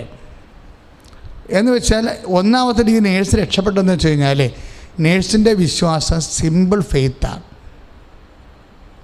ഒരു ബുദ്ധിരാക്ഷസനായി ഇവിടെ വന്നെങ്കിൽ പിന്നെ അമ്മ ഇവിടെ പ്രത്യക്ഷപ്പെട്ട അത് നമുക്കറിയാൻ പാടില്ല. ഉണ്ടെങ്കിൽ ഉണ്ട്, ഇത് അച്ഛൻ പറയണമായിരിക്കും ചിലപ്പോൾ. ബുദ്ധിരാക്ഷസന്മാർക്ക് പറയുന്ന പ്രശ്നം എന്ന് വെച്ച് കഴിഞ്ഞാൽ അവിടെ തലച്ചോറ് നാളെ കാര്യങ്ങൾ അറക്കപ്പൊടിയായിട്ട് മാറും. വേറെ ഒന്നും ഇതുകൊണ്ട് പ്രയോജനമില്ലാതെ അവർ ഈ ഉപ്പിരിക്കണ ഉടയണ പോലെ ഉടഞ്ഞു മാറും. കാര്യം ദൈവത്തെയാണ് അവർ അവിശ്വസിക്കുന്നത്. പക്ഷേ വിശ്വസിച്ച് കഴിഞ്ഞാൽ കർത്താവ് എന്താ പറഞ്ഞത്? വിശ്വസിച്ചാൽ നീ ദൈവമഹത്വം പ്രാപിക്കും. അതാണ് സംഭവം. ദൈവമഹത്വം പ്രാപിക്കണം എപ്പോഴും ബുദ്ധി കൊണ്ടല്ല. ബുദ്ധി കൊണ്ട് ഒരിക്കലും ദൈവമഹത്വം പ്രാപിക്കത്തില്ല. ലാസറിൻ്റെ ചീഞ്ഞ ശവകുടീരത്തിൻ്റെ മുമ്പിൽ നിന്നുകൊണ്ട് കർത്താവ് പ്രഖ്യാപിക്കുന്നൊരു വിഷയമുണ്ട്. നിൻ്റെ ബുദ്ധി കൊണ്ട് ഒരിക്കലും നിനക്ക് ദൈവത്തെ മഹത്വപ്പെടുത്താൻ പറ്റത്തില്ല, മറിച്ച് വിശ്വാസം കൊണ്ട് ദൈവത്തെ മഹത്വപ്പെടുത്താൻ പറ്റത്തുള്ളൂ. അതുകൊണ്ടാണ് മാർത്താട് പറഞ്ഞത്, വിശ്വസിച്ചാൽ നീ ദൈവമഹത്വം പ്രാപിക്കുമെന്ന്. പ്രാർത്ഥിക്കുക. കർത്താവായ ദൈവമേ, എൻ്റെ ജീവിതത്തിലെ ദൈവമഹത്വം പ്രാപിക്കാൻ ആവശ്യമായ വിശ്വാസത്താൽ എന്നെ അഭിഷേകം ചെയ്യണമേ. ശ്രുതികട്ടെ.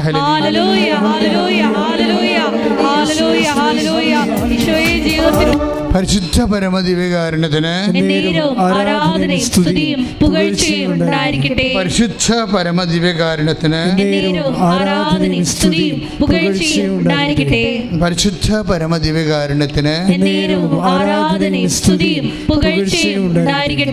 അതായത് ഇങ്ങനെ ഒരു ക്ലേശകാലങ്ങളിലൂടെ കടന്നു പോകുമ്പോൾ രണ്ടാമത്തെ എന്താ, എളിമപ്പെടണം.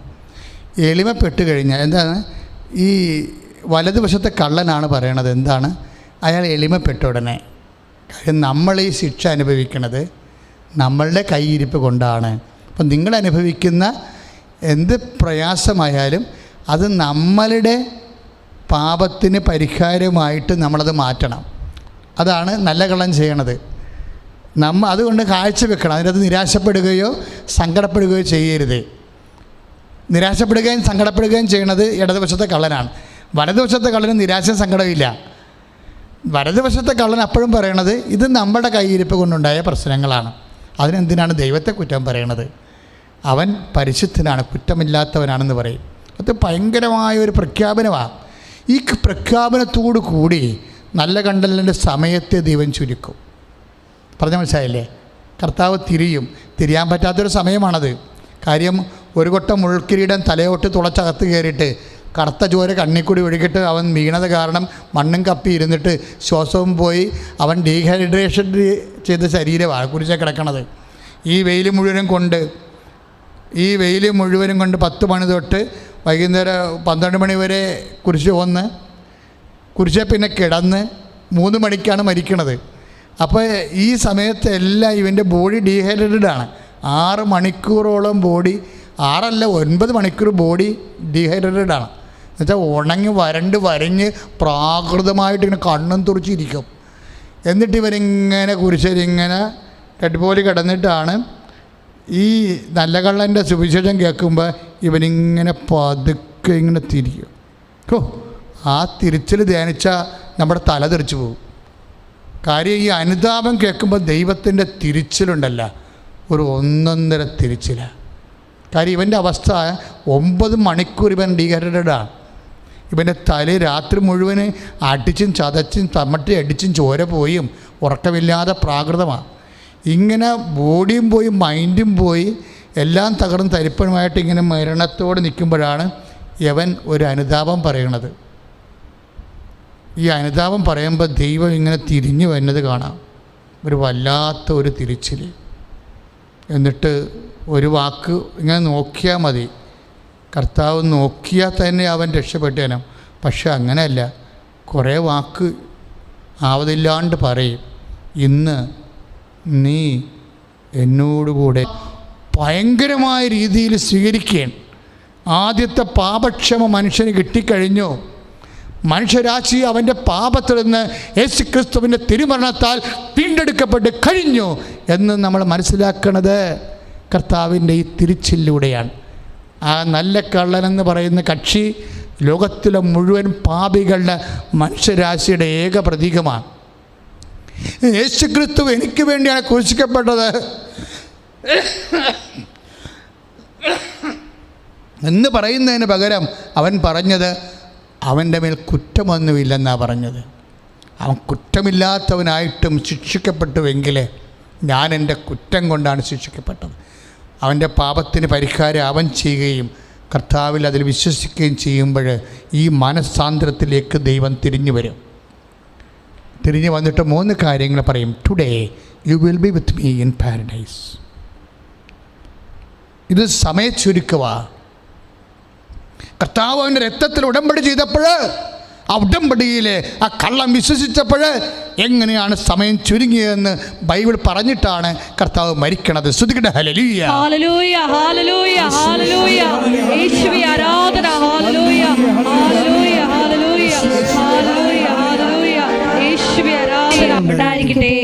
അപ്പോൾ അനുതാപത്തിൻ്റെ ഒരു ആഘാതം ഭയങ്കരമാണ്. ഉടമ്പടി എടുത്ത വ്യക്തികൾ ഈ അനുതാപത്തിലേക്ക് വരുന്നില്ലെങ്കിൽ നിങ്ങൾ ഉടമ്പടി പുതുക്കാൻ നിൽക്കരുത്. ഇവിടുന്ന് പുതുക്കി കിട്ടത്തില്ല. കൗൺസിലേഴ്സ്, സീനിയേഴ്സ് എല്ലാം ചോദിക്കുന്നത് നിങ്ങളുടെ അനുതാപ മേഖലയാണ് പരിശോധിക്കുന്നത്. അനുതാപ മേഖല എന്തുമാത്രം ആഴമുള്ളതാണ്, ഏതെല്ലാം മേഖലകൾ നിങ്ങൾ അനുതാപമായി, ഇപ്പോഴും നിങ്ങൾക്ക് വൈരാഗ്യമോ അഹങ്കാരമോ നിലനിൽക്കുന്നുണ്ടോ, ഇപ്പോഴും കുടുംബത്തിലുള്ള വ്യക്തികളുടെ മേൽ നിങ്ങൾക്ക് മിണ്ടാതിരിക്കുന്നുണ്ടോ, നിങ്ങൾക്കുണ്ടായ ഈഗോ ക്ലാഷിൻ്റെ പേരിൽ ഇപ്പോഴും നിങ്ങൾ വ്യക്തികളുമായിട്ട് പഴയ ജഡിക മനുഷ്യൻ തന്നെയാണോ? എപ്പോഴും നമ്മൾ ചിന്തിക്കേണ്ട ഒരു വിഷയം എന്ന് പറയുന്നത്, ഇപ്പോൾ പൗലോസ് അപ്പോസ്തലനൊരു വാക്ക് പറയേ, ഞാൻ ആഗ്രഹിക്കുന്ന നന്മയല്ല ആഗ്രഹിക്കാത്ത തിന്മയാണ് ചെയ്യണത്. അത് റോമ 7-ാം അധ്യായത്തിലാണ്, 7:9. റോമ 7:9. ഞാൻ ആഗ്രഹിക്കുന്ന നന്മയല്ല ആഗ്രഹിക്കാത്ത തിന്മയാണ് ചെയ്യണത്. എന്നിട്ട് പൗലോസ് പറയുകയെ, അങ്ങനെ ചെയ്യണമെന്നുണ്ടെങ്കിൽ അത് മിക്കവാറും ഞാനായിരിക്കത്തില്ല, എന്നിലുള്ള പാപമായിരിക്കുമെന്ന്. ആഗ്രഹിക്കുന്ന നന്മയല്ല ആഗ്രഹിക്കാത്ത തിന്മയാണ് ഞാൻ ചെയ്യണത്. അങ്ങനെ ചെയ്യണമെങ്കിൽ നന്മ ആഗ്രഹിക്കുകയും തിന്മ ആഗ്രഹിക്കുകയും ചെയ്യണമെങ്കിൽ എൻ്റെ അന്തരംഗത്തിൽ കർത്താവിൻ്റെ കൽപ്പന ഓർത്ത് ഞാനത് ആഹ്ലാദിക്കുന്നു, പക്ഷേ എൻ്റെ അവയവങ്ങളിൽ പാപത്തിൻ്റെ പിടിമുറുക്കുന്നു. എന്തൊരു രസം കേൾക്കാൻ. എൻ്റെ അന്തരങ്ങളിൽ കർത്താവിൻ്റെ കൽപ്പന ഓർത്ത് വചനമോർത്ത് ഞാൻ ആഹ്ലാദിക്കുന്നു, പക്ഷെ എൻ്റെ അവയവങ്ങളിൽ പാപം പിടിമുറുക്കുന്നുവെന്ന്. അതുകൊണ്ട് ഞാൻ നന്മ ആഗ്രഹിക്കുമ്പോഴും തിന്മയാണ് ചെയ്യണത്. അത് ഞാനല്ല, എന്നിലുള്ള പാപമാണെന്ന്. ഉടമ്പടി എതിരിക്കുന്ന മക്കളുടെ പശ്ചാത്താപത്തെക്കുറിച്ച് ചിന്തിക്കാനാണ് ഈ ധ്യാനം നടക്കുന്നത്, അല്ലേ? അപ്പോഴേ നിങ്ങൾ ആഗ്രഹിക്കുന്ന നന്മ നിങ്ങൾക്ക് ചെയ്യാൻ പറ്റണില്ല, അതിന് പകരം ആഗ്രഹിക്കാത്ത തിന്മകൾ ചെയ്യുന്നതെങ്കിൽ രണ്ടും ആഗ്രഹമാണ്. ആഗ്രഹിക്കണ നന്മ ചെയ്യണില്ല, പക്ഷേ ആഗ്രഹിക്കാത്ത തിന്മകൾ വന്നു പോകണം ജീവിതത്തിൽ. എല്ലാവരുടെയും ചരിത്രം എടുത്താൽ അത് മനസ്സിലാകും. നിങ്ങൾ ചെയ്യണ പല തിന്മകളും നിങ്ങൾ ആഗ്രഹിക്കണതല്ല, അങ്ങനെ വന്നു പോണതാണ്. പല തിന്മകളും നിങ്ങൾ ആഗ്രഹിക്കണതല്ല, പക്ഷെ അങ്ങനെ വന്നുപോയി. ചെറിയ പറയില്ലേ, ഒരു ബലഹീന നിമിഷത്തിലെന്നൊക്കെ പറയില്ലേ, അതൊക്കെ ഉള്ള ഈ സാഹിത്യ ഭാഷയും സീരിയലും ഒക്കെ അത് തന്നെയാണ്. ആഗ്രഹിക്കണ നന്മയല്ല അവർ ചെയ്യണത്, ആഗ്രഹിക്കാത്ത തിന്മകളാണ്. പൗലോസ് പറയും, ഇതെന്താണ്? ഇത് പാപമാണ്, ഞാനല്ല ഇത് ചെയ്യണത്, എന്നിലുള്ള പാപമാണ് ചെയ്യണതെന്ന്. ഇങ്ങനെ പാപം വന്നു കഴിഞ്ഞാൽ ഉടമ്പടി വരാൻ പോകുന്ന വിഷയം ഉൾവിചാരങ്ങളാണ് പാപമായിട്ട് മാറുന്നത്. തോന്നലുകൾ പാപമായിട്ട് മാറും. അതുകൊണ്ട് ബൈബിൾ 2 വാക്കാണ് ഉപയോഗിക്കുന്നത്. അവരുടെ അന്തർഗതം മനസ്സിലാക്കി ഈശോ അവരോട് പറഞ്ഞു. എന്താ പറഞ്ഞത്? അന്തഛിദ്രമുള്ള രാജ്യം വീണു പോകും. അപ്പോൾ അന്തർഗതമാണ് പ്രശ്നം. അന്തഛിദ്രത്തിന് മുമ്പ് വരണം എന്താണ്? ഒരു ഹൗസിലെ അല്ലെങ്കിൽ ഒരു വീട്ടിൽ അന്തഛിദ്രം ഉണ്ടാകണ മുമ്പ് എന്താണ് വരണത്? അന്തർഗതമാണ് വരുന്നത്, തോന്നലുകളാണ് വരണത്. അതുകൊണ്ടാണ് ഈശോ പറഞ്ഞത്, സ്തുതിയുടെ മക്കളെ യേശുവേ സ്തോത്രം, ഹല്ലേലൂയ, ഹല്ലേലൂയ, ഹല്ലേലൂയ, ഹല്ലേലൂയ, ഹല്ലേലൂയ, ഹല്ലേലൂയ, ഹല്ലേലൂയ. യേശുവേ നന്ദി, യേശുവേ സ്തോത്രം, യേശുവേ ആരാധന. ഹല്ലേലൂയ. അപ്പോൾ മത്തായി ശ്ലീഹായുടെ സുവിശേഷം 12:25. മത്തായി ശ്ലീഹായുടെ സുവിശേഷം 12:25 എന്താ പറയണത്? അവരുടെ അന്തർഗതം മനസ്സിലാക്കി അവൻ അവരോട് പറഞ്ഞു, എന്താണ്? അന്തഛിദ്രമുള്ള രാജ്യം വീണു പോകും. അപ്പോൾ എവിടെയെങ്കിലും ഒരു അന്തഛിദ്രം ഉണ്ടായിട്ടുണ്ടെങ്കിൽ ആദ്യം ഉണ്ടാകുന്നത് അന്തർഗതമാണ്, തോന്നലാണ്. ഇതാണ് വിചാരം കൊണ്ടുള്ള പാപം എന്ന് പറയണത്. നമ്മൾ ചിലപ്പോൾ വിചാരിക്കും, നമ്മളത് ചെയ്തില്ലല്ലോ, നമ്മളത് പറഞ്ഞില്ലല്ലോ. വേണ്ട, തോന്നിയാൽ മതി. ഇവിടെയാണ് പ്രശ്നം പറയണത്. നമ്മളത് പറഞ്ഞില്ലല്ലോ, നമ്മളത് ചെയ്തില്ലല്ലോ, അങ്ങനെ ചെയ്യണമെന്നോ പറയണമെന്നോ ഇല്ല. നാത്തൂൻ എനിക്കിട്ടൊരു പാരയാണല്ലേ വെച്ചിരിക്കണത് എന്ന് തോന്നിയാൽ മതി, നാത്തൂനെതിരെ പാപമായി. സംഭവം ഇത്രയേ ഉള്ളൂ. നാത്തൂൻ എനിക്കിട്ടൊരു പാരയാണല്ല പണിതിരിക്കണത്. എന്ത് ഭാര്യയാണ് പണിതിരിക്കണത്? അവരുടെ മാല കൊണ്ട് അവർ തൂക്കി വിറ്റ്. എന്താണ് തൂക്കി വയ്ക്കാൻ കാര്യം? അടുത്ത മാസം എൻ്റെ മകളുടെ കല്യാണമാണ്, ഞാനെങ്ങാനും ചോദിച്ചേക്കുക എന്ന് വിചാരിച്ചിട്ടാണ് അവരാ സാധനം തൂക്കി വിറ്റിരിക്കണത്. അപ്പോൾ ഒരു ഉള്ളിൽ വിചാരിച്ചാൽ മതി, സത്യമാകണം നിർബന്ധമില്ല. പറഞ്ഞു മനസ്സിലായില്ലേ? ഇതുപോലെ മനുഷ്യൻ്റെ അന്തർഗതത്തിൻ്റെ പാപങ്ങൾ വരണത്. ഇപ്പോൾ ഒരു സ്ഥലം ഉടനെ അപ്പോൾ ചേട്ടൻ 5 സെൻറ്റ് 3 സെൻറ്റ് സ്ഥലം പെങ്ങളെ കെട്ടിക്കണം. പെങ്ങളെ കെട്ടിക്കണമെന്ന് പറയുമ്പോൾ അതിന് വീട്ടിൽ വളപ്പിൽ 10 സെൻറ്റ് സ്ഥലമാണ് ഉള്ളത്. അതിൽ 3 സെൻറ്റ് സ്ഥലം വിൽക്കണമെന്ന് അപ്പം മൂത്തവനോട് ചോദിച്ച്, എടാ എങ്ങനെടാ അവളെ കെട്ടിക്കണ്ടേന്ന് ചോദിക്കുമ്പോൾ, കെട്ടിക്കണമല്ല, ഉള്ള സ്ഥലം വിൽക്കാവില്ല എന്ന് പറയും. അപ്പോൾ ഒരു കുഴപ്പമില്ല, അവനത് ഈസി ആയിട്ട് പറഞ്ഞതാണ്, വേറെ മാർഗ്ഗമില്ലാത്തത് കൊണ്ട്. അപ്പോൾ അനുജൻ വിറ്റ് കഴിയുമ്പോൾ വിചാരിക്കുക എന്നെ ഇവിടെ പൊറുപ്പിക്കാതിരിക്കാനാണ് ഈ ചേട്ടൻ അപ്പനെ കൊണ്ട് പെങ്ങളെ കെട്ടിക്കാനെന്ന വ്യാജേന ഈ സ്ഥലം വിറ്റിരിക്കണത്. അന്തർഗതമായ സംഭവം. അത് ചേട്ടനോട് ചോദിച്ച് മനസ്സിലാക്കാത്തിടത്തോളം കാലം ഇവർ അന്തർഛിദ്ര പാപത്തിലാണ് നിൽക്കുന്നത്.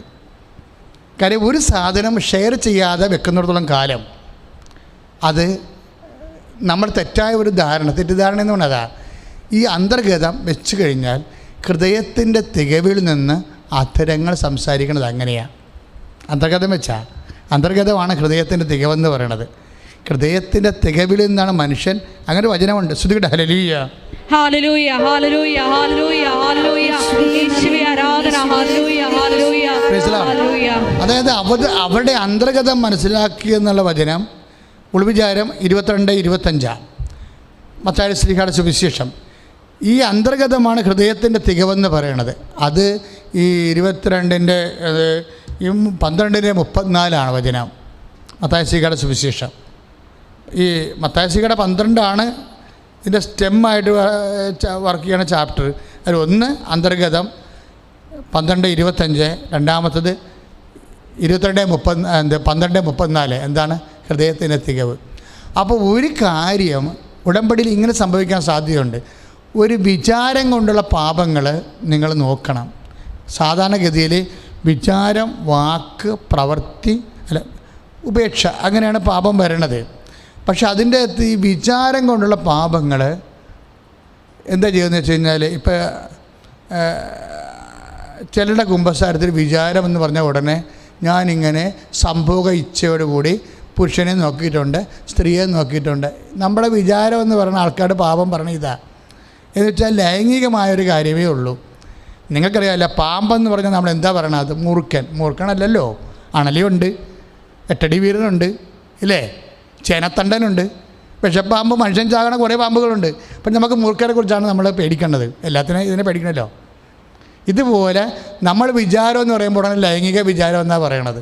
അതല്ല, അത് മാത്രമല്ല, ഇങ്ങനെയുള്ള ദുഷ്ടവിചാരങ്ങൾ കുറേ സാധനമുണ്ട്. നമുക്കിട്ടൊരു പാരയാണല്ല വെച്ചിരിക്കണത്. ഞാനിവിടെ പൊറുക്കാതിരിക്കാൻ വേണ്ടിയല്ലേ ചേട്ടൻ അപ്പനെ കൊണ്ട് ആ സ്ഥലം വിപ്പിച്ചത്. അപ്പം അങ്ങനെ വരുമ്പോൾ ഇത് വിചാരമാണ്. ചിലപ്പോൾ ഒന്നും ഉണ്ടാകത്തില്ല, ചേട്ടൻ അങ്ങനെ ചിന്തിച്ച് പോലും കാണത്തില്ല. അപ്പം മറ്റുള്ളവർ നമ്മളെക്കുറിച്ച് അങ്ങനെ ചിന്തിച്ചിട്ടുണ്ടു എന്ന് വിചാരിച്ചുകൊണ്ടിരിക്കുമ്പോൾ എന്താണ് ഈ റോമ 7 വർക്കൗട്ട് ചെയ്യും, 7:29 വർക്കൗട്ട് ചെയ്യും. എന്താ പറയണത്? ഞാൻ ആഗ്രഹിക്കണ നന്മയല്ല, ആഗ്രഹിക്കാത്ത തിന്മയാണ് ചെയ്യണത്. അത് ഞാനല്ല, എന്നിലുള്ള പാപമാണ്. അപ്പോൾ എന്നിൽ പാപം, ഏറ്റുപറയാത്ത പാപങ്ങൾ കിടക്കുന്നിടത്തോളം കാലം ഇതുപോലെ അന്തഛിദ്രങ്ങൾ ഉണ്ടായിക്കൊണ്ടിരിക്കും. ഇങ്ങനെ അന്തഛിദ്രങ്ങൾ നിങ്ങളുടെ കുടുംബത്തിലുണ്ടായാൽ ഉടമ്പടി പാപം നിൽക്കുന്നിടത്തോളം കാലം ഉടമ്പടി കാര്യങ്ങൾ നടക്കാൻ താമസിക്കും. കാര്യം ഉടമ്പടി സമയം കൂടി ഭയങ്കര ബന്ധമാണ്. ഉടമ്പടിയും പശ്ചാത്താപവും തമ്മിൽ ഭയങ്കര ബന്ധമാണ്. നിങ്ങൾ പശ്ചാത്തപിക്കുവിൻ, നാളെ നിങ്ങളുടെ ഇടയിൽ അത്ഭുതം പ്രവർത്തിക്കുമെന്ന് പഴയ നിയമത്തിൽ പറയുമ്പോൾ പുതിയ നിയമത്തിൽ പറയണത് നിങ്ങൾ പശ്ചാത്തപിക്കുവിൻ, ഇന്ന് നിങ്ങളുടെ ഇടയിൽ അത്ഭുതം പ്രാപിക്കും. അപ്പം ഈ സമയത്തെ ചുരുക്കണത് പശ്ചാത്താപമാണ്. പ്രാർത്ഥിക്കുക. കർത്താവായ ദൈവമേ സമയഘടികാരവുമായി കൃപാസനത്താരയിലെ ജീവനോടെ പ്രത്യക്ഷപ്പെട്ടുകൊണ്ട് ദുരന്തമുണ്ടാകാൻ പോകുന്നു പ്രാർത്ഥിക്കണമെന്ന് പറയുമ്പോൾ പശ്ചാത്തപിക്കണം. ദുരന്തത്തെ പ്രതിരോധിക്കാൻ കഴിയുമെന്നുള്ള വലിയ സന്ദേശം നൽകിയ കൃപാസനം മാതാവേ,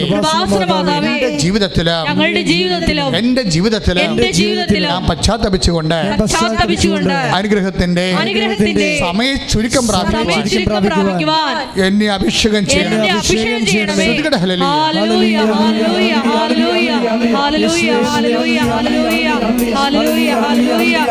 പരിശുദ്ധമേ ദൈവമാതാവേ,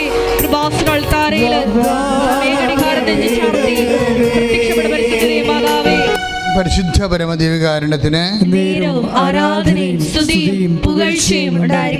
നമ്മുടെ ജീവിതത്തിൽ ഇതുപോലെ മരുഭൂമി അനുഭവങ്ങളൊക്കെ വരുമ്പോൾ നമ്മളെ വീണ്ടും എളിമപ്പെട്ട് പ്രാർത്ഥിച്ചു കഴിയുമ്പോൾ ഒരു സംഭവം നടക്കും. ഇപ്പം കടമാണെന്ന് വിചാരിച്ചോ, ഈ കടം ചിലപ്പോൾ അടുത്ത കൊല്ലമായിരിക്കും മാറാൻ പോണത്.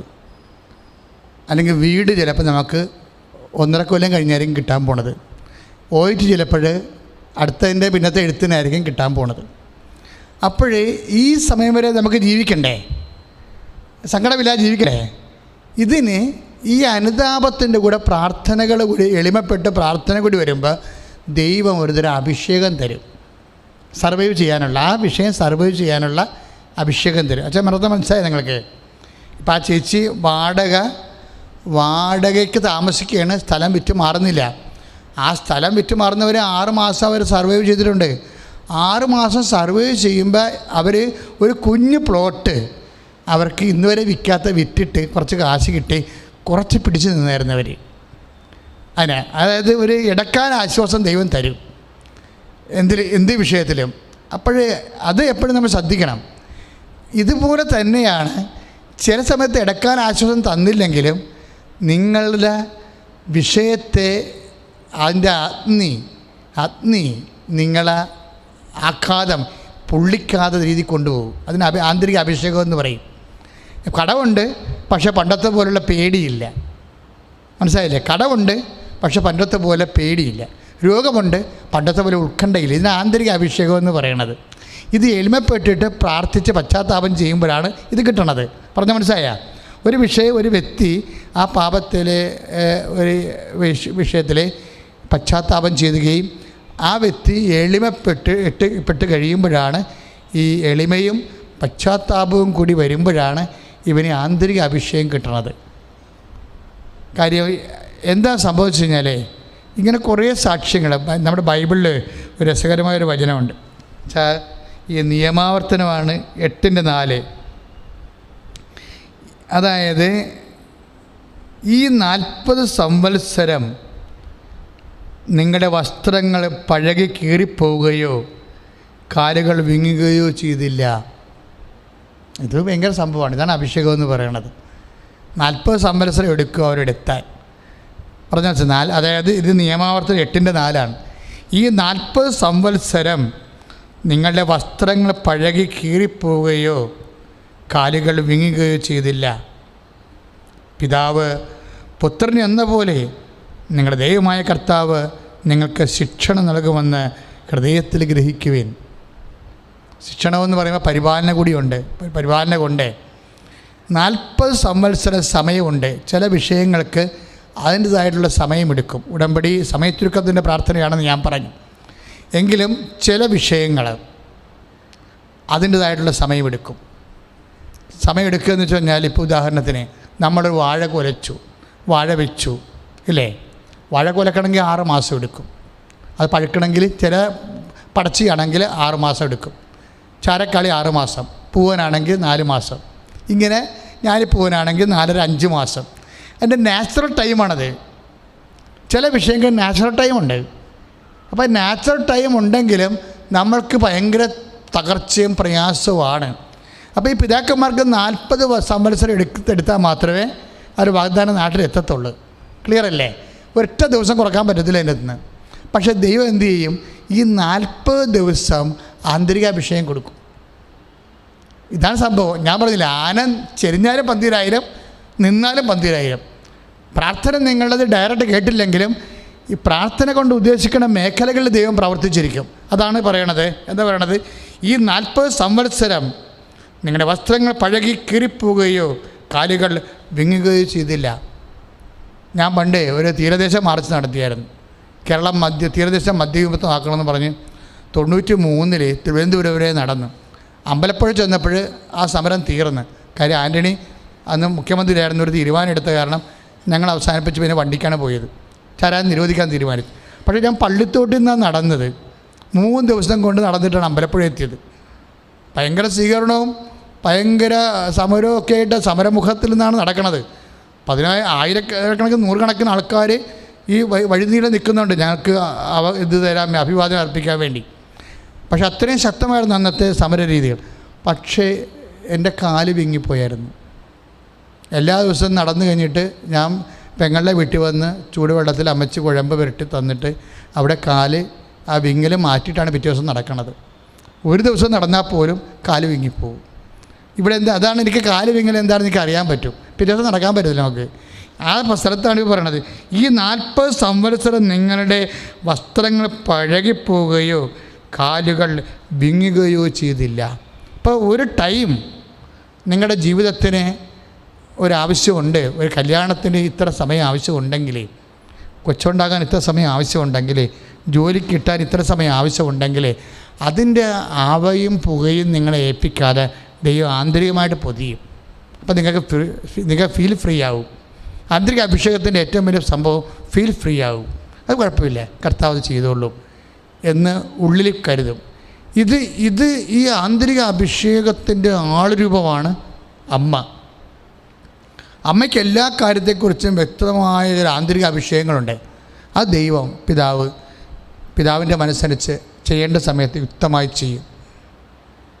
കാരണം ദൈവത്തിൻ്റെ ഒരു നിലപാട് തന്നെ കർത്താവിൻ്റെ പ്രവൃത്തികൾ കണ്ടപ്പോൾ ജനങ്ങൾ പറഞ്ഞത് അവനെല്ലാം നല്ലതുപോലെ ചെയ്യുന്നു. അതാണ് നല്ലതുപോലെ ചെയ്യണമെന്ന്. അത് ജനങ്ങൾ യേശുവിന് കിട്ടിയ ഒരു അനുഭവമാണ്. ജനങ്ങൾ കിട്ടിയ ഒരു യേശു അനുഭവമാണ്. എന്താണ്? 7:37 നമ്മൾ വായിക്കുന്നത് മർക്കോസിൻ്റെ സുവിശേഷം. അവനെല്ലാം നല്ലതുപോലെ ചെയ്യണം. അപ്പം നല്ലതുപോലെ അവൻ ചെയ്യും. നിൻ്റെ ജീവിതത്തിൽ നീ യേശുവുമായിട്ട് ഇടപെടുമ്പോൾ നീ ആദ്യം ഇങ്ങനെ വിശ്വസിക്കണം. എന്താണ്? യേശു എൻ്റെ ജീവിതത്തിലെല്ലാം നല്ലതുപോലെ ചെയ്യും. പക്ഷേ അത്രയുള്ള ഇടക്കാലം കർത്താവ് അത് ചെയ്യണ വരെയുള്ള സമയം എൻ്റെ കാല് വിങ്ങാത്ത, വസ്ത്രം മിഷിയാത്ത രീതിയിലുള്ള ആന്തരിക അഭിഷേകം കർത്താവ് നിനക്ക് തരും. ഉടമ്പടിയുടെ സാധ്യതകൾ ഭയങ്കരമാണ്. ഒരു കാര്യം നടക്കാൻ സമയമെടുത്താൽ ആ സമയം വരെ നിലനിർത്താനുള്ള നിലനിൽപ്പിൻ്റെ കൃപ നിനക്ക് തരും. സ്തുതിക്കട്ടെ. ഹല്ലേലൂയ, ഹല്ലേലൂയ, ഹല്ലേലൂയ, ഹല്ലേലൂയ, ഹല്ലേലൂയ, യേശുവേ നന്ദി,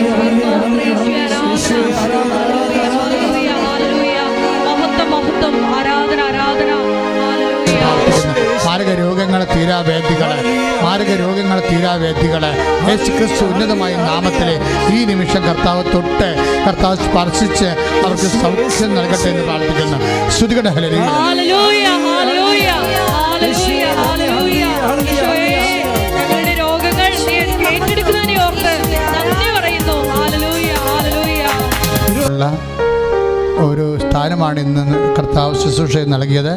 അതുകൊണ്ട് കത്തോലിക്കരായിട്ടുള്ളവരും അതുപോലെ തന്നെ CSIക്കാർ, അതുപോലെ തന്നെ മാർത്തോമൈസ്, ഓർത്തഡോക്സ്, യാക്കോബൈസ്, അങ്ങനെ ക്രിസ്ത്യൻ ഡിനോമിനേഷൻ ഉള്ളവരെല്ലാവരും അവരുടെ സഭ നൽകുന്ന പാപക്ഷമ സ്വീകരിക്കാൻ ഈ ദിവസങ്ങളിൽ പ്രത്യേകം ശ്രദ്ധിക്കണമെന്ന് ഓർപ്പിക്കുകയാണ്. കുമ്പസാരിക്കാൻ കിട്ടുന്നവരെ കുമ്പസാരിച്ച് തന്നെ പാപക്ഷമ സ്വീകരിക്കണം. അങ്ങനെയുള്ള സാഹചര്യത്തിലല്ല ജീവിക്കണമെങ്കിൽ അനുതാപപ്പെട്ടുകൊണ്ട് പാപത്തെ വെറുത്തുപേക്ഷിക്കണം. സ്തുതിക്കട്ടെ. ഹല്ലേലൂയ, ഹല്ലേലൂയ, ഹല്ലേലൂയ, ഹല്ലേലൂയ. യേശുവേ, യേശുവേ, ആരാധന, ആരാധന. ഹല്ലേലൂയ, ഹല്ലേലൂയ, ഹല്ലേലൂയ, ഹല്ലേലൂയ, ഹല്ലേലൂയ. പരിശുദ്ധ പരമദിവ്യകാരുണ്യത്തിന് നേരവും ആരാധനയും സ്തുതിയും പുകഴ്ചയും ഉണ്ടായിരിക്കട്ടെ. പ്രിയമക്കളെ, ജോലി, വീട്, വിവാഹം, കുഞ്ഞുങ്ങൾ, മക്കളെക്കുറിച്ചുള്ള ഉത്കണ്ഠകൾ, കുടുംബത്തിൻ്റെ സാമ്പത്തിക കടങ്ങൾ, കുടുംബത്തിൻ്റെ കലഹങ്ങൾ, കുടുംബത്തിൻ്റെ തകർച്ച, ജോലിയുടെ കിട്ടാത്ത അവസ്ഥകൾ, വിദേശ ജോലിക്ക് ശ്രമിക്കുക, പരീക്ഷ, അതുപോലെ തന്നെ ഉള്ള വിഷയങ്ങളെ സമർപ്പിച്ച് പ്രാർത്ഥിക്കുന്ന സമയമാണ്. കൈകൾ ഉയർത്തിക്കൊണ്ട് ശക്തമായി സ്തുതിക്കട്ടെ. നല്ലവനായ ഈശോയെ, ഉടമ്പടി വെച്ചിരിക്കുന്ന എല്ലാ വിഷയത്തിൻ്റെ മേലും ദൈവത്തിൻ്റെ വലിയ കരുണ ചൊരിയണമെന്ന് പ്രാർത്ഥിക്കുന്നു. വീട് ഇല്ലാത്തവര്, കർത്താവെ, വാടക താമസിക്കുന്നവര്, സാമ്പത്തിക ബാധ്യതയുള്ളവര്, കുടുംബത്തിൽ കലഹമുള്ളവര്, കുടുംബത്തിൽ പിരിയാൻ വിവാഹ മോചനത്തെക്കുറിച്ച് ചിന്തിക്കുന്നവര്, മക്കൾ ഇല്ലാത്തവര്, ഉള്ള മക്കൾക്ക് പാപകരമായ അവസ്ഥ അകപ്പെട്ടിരിക്കുന്നവർ, ഭക്തിയില്ലാത്ത മക്കള്, കുടുംബത്തിലെ വേദന അനുഭവിക്കുന്ന ഓരോ തരത്തിലുള്ള പരീക്ഷ ചെയ്യുന്നവരെ, അതിൻ്റെ വിജയത്തെക്കുറിച്ച് ഉത്കണ്ഠയുള്ളവരെ, റിസൾട്ട് വരാൻ കാത്തിരിക്കുന്നവരെ, വിദേശ ജോലിക്കായി ശ്രമിക്കുന്നവരെ, തിരിച്ചു പോരാൻ ആഗ്രഹിക്കുന്നവരെ, കർത്താവ് പലതരത്തിലുള്ള അബ്സ്കോണ്ടിങ്ങും വിത്തുകളുണ്ടായിട്ടുള്ള രേഖകളിൽ അകപ്പെട്ടിരിക്കുന്നവരെ, എല്ലാ തരത്തിലും വേദന അനുഭവിക്കുന്നവരെ, വിഷമം അനുഭവിക്കുന്നവരെല്ലാം കർത്താവ് ഉടമ്പടി എടുത്തിരിക്കുന്നവരെ, അവിടെ സഹനങ്ങൾ, സങ്കടങ്ങൾ സന്തോഷത്തിൻ്റെ സാക്ഷ്യമായി മാറാൻ ഈ നിമിഷം അമ്മ മധ്യസ്ഥം വഹിക്കട്ടെ. ഹല്ലേലൂയ, ഹല്ലേലൂയ. യേശുവേ, യേശുവേ, ആരാധന, ആരാധന. ഞങ്ങളെ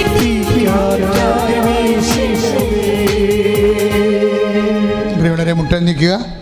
സമാപന ആശീർവാദമാണ്. മൗനമായിട്ട് പ്രാർത്ഥിക്കേണ്ട സമയമാണ്.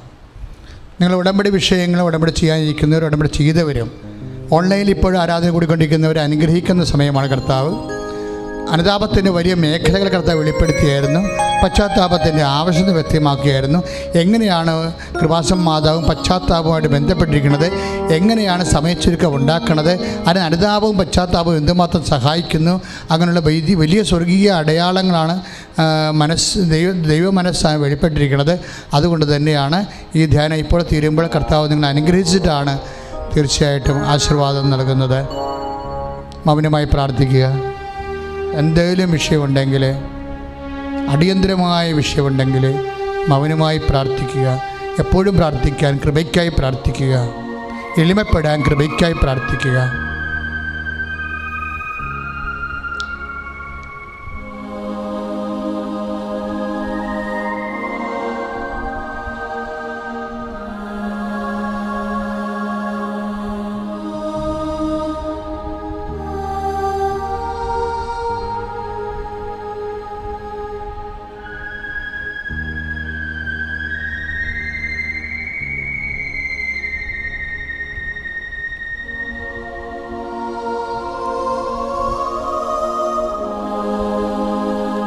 ഓൺലൈൻ ചെയ്തിരിക്കുന്നവരെ ദൈവത്തെ അനുഭവിക്കാൻ ഇടയാക്കണമേ എന്ന് പ്രാർത്ഥിച്ചുകൊണ്ട് പറഞ്ഞു പറയുമേ സ്വസ്തി.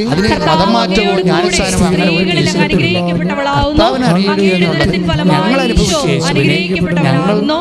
നിങ്ങളുടെ സങ്കടകാലത്ത് നിങ്ങൾക്ക് നിങ്ങൾ കർത്താവിൽ വിശ്വസിക്കുക. അത് മതമാറ്റമൊന്നുമല്ല.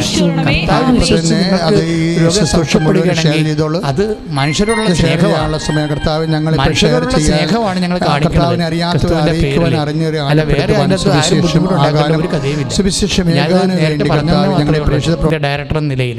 അതുകൊണ്ട് നിങ്ങൾ മതമാറ്റമാണ് അങ്ങനെയുള്ള യാതൊരു ശങ്കയും നിങ്ങൾക്ക് വേണ്ട.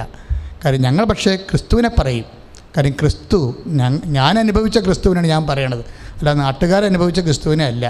പിന്നെ ഇവിടെ വന്ന് ഉടമ്പടി എടുത്തപ്പോൾ ആയിരക്കണക്കിന് ആൾക്കാർക്ക് അനുഭവങ്ങളുണ്ട്. ആ സാക്ഷി വിട്ട് തരും. നിങ്ങൾ ഫൈറ്റ് ചെയ്യേണ്ടത് സാക്ഷ്യത്തോടാണ്. നിങ്ങൾ സാക്ഷ്യത്തോടെ ഫൈറ്റ് ചെയ്യണം. ഇതുപോലുള്ള സാക്ഷ്യങ്ങൾ പറയാൻ ഒരു വ്യക്തിക്ക് ധൈര്യമായിട്ട് കോഴിക്കോട് നിന്ന് കാശം മുടക്കി ഇവിടെ വരികയാണ് നേഴ്സ്. വേറെ എന്തിനാ വന്നെന്ന് ചോദിച്ചാൽ പറയുമ്പോൾ സാക്ഷ്യം പറയാൻ വന്നതാണെന്ന്. അവർക്ക് എന്നാ 1500 രൂപ മുടക്കി ഈ സാക്ഷ്യം പറയാൻ വേണ്ടി ഇവിടെ വരണത്? അത് അവരുടെ കിട്ടിയ അനുഭവങ്ങളാണ്. അനുഭവം കിട്ടിയവൻ അത് വെച്ചുകൊണ്ടിരിക്കത്തില്ല. അത് ഹോട്ട് പൊട്ടറ്റോ പോലെയാണ്, നമ്മുടെ കൈ ഇരിക്കത്തില്ല, അങ്ങനെ അടുത്ത ആളിനെ കൊടുക്കും നമ്മൾ. അപ്പം അതുപോലെ തീവ്രതയോടുകൂടെ യേശുവിനെ കൊടുക്കാൻ നിങ്ങൾ തയ്യാറായാൽ ദൈവം നിങ്ങളെ കൊണ്ട് ഉദ്ദേശിക്കണത് എന്താണെന്നുള്ളത് വ്യക്തമാവും. ദൈവം നിങ്ങളിൽ മഹത്വപ്പെടും. ദൈവം നിങ്ങളിൽ മഹത്വപ്പെടട്ടെ. നിങ്ങളും കർത്താവിൻ്റെ സാക്ഷികളാകട്ടെ. ഉത്ഥാനത്തിൻ്റെ ഈ കാലയളവിൽ കർത്താവ് പറഞ്ഞിരിക്കുന്നത് എന്താണ്? നിങ്ങൾ ഭൂമിയുടെ അതിർത്തികൾ വരെ എനിക്ക് സാക്ഷികളായിരിക്കും. കർത്താവിന് സാക്ഷികളാകും. ഉടമ്പടി എടുക്കുന്ന എല്ലാ മക്കളും കർത്താവെ, ഞാൻ നിൻ്റെ പുനരുത്ഥാനത്തിൻ്റെ സാക്ഷിയാക്കി എന്നെ ഉയർത്തണമേ എന്ന് പ്രാർത്ഥിച്ചുകൊണ്ട് നമുക്ക് അഭിഷേകത്തിൻ്റെ ആശീർവാദം സ്വീകരിക്കാം.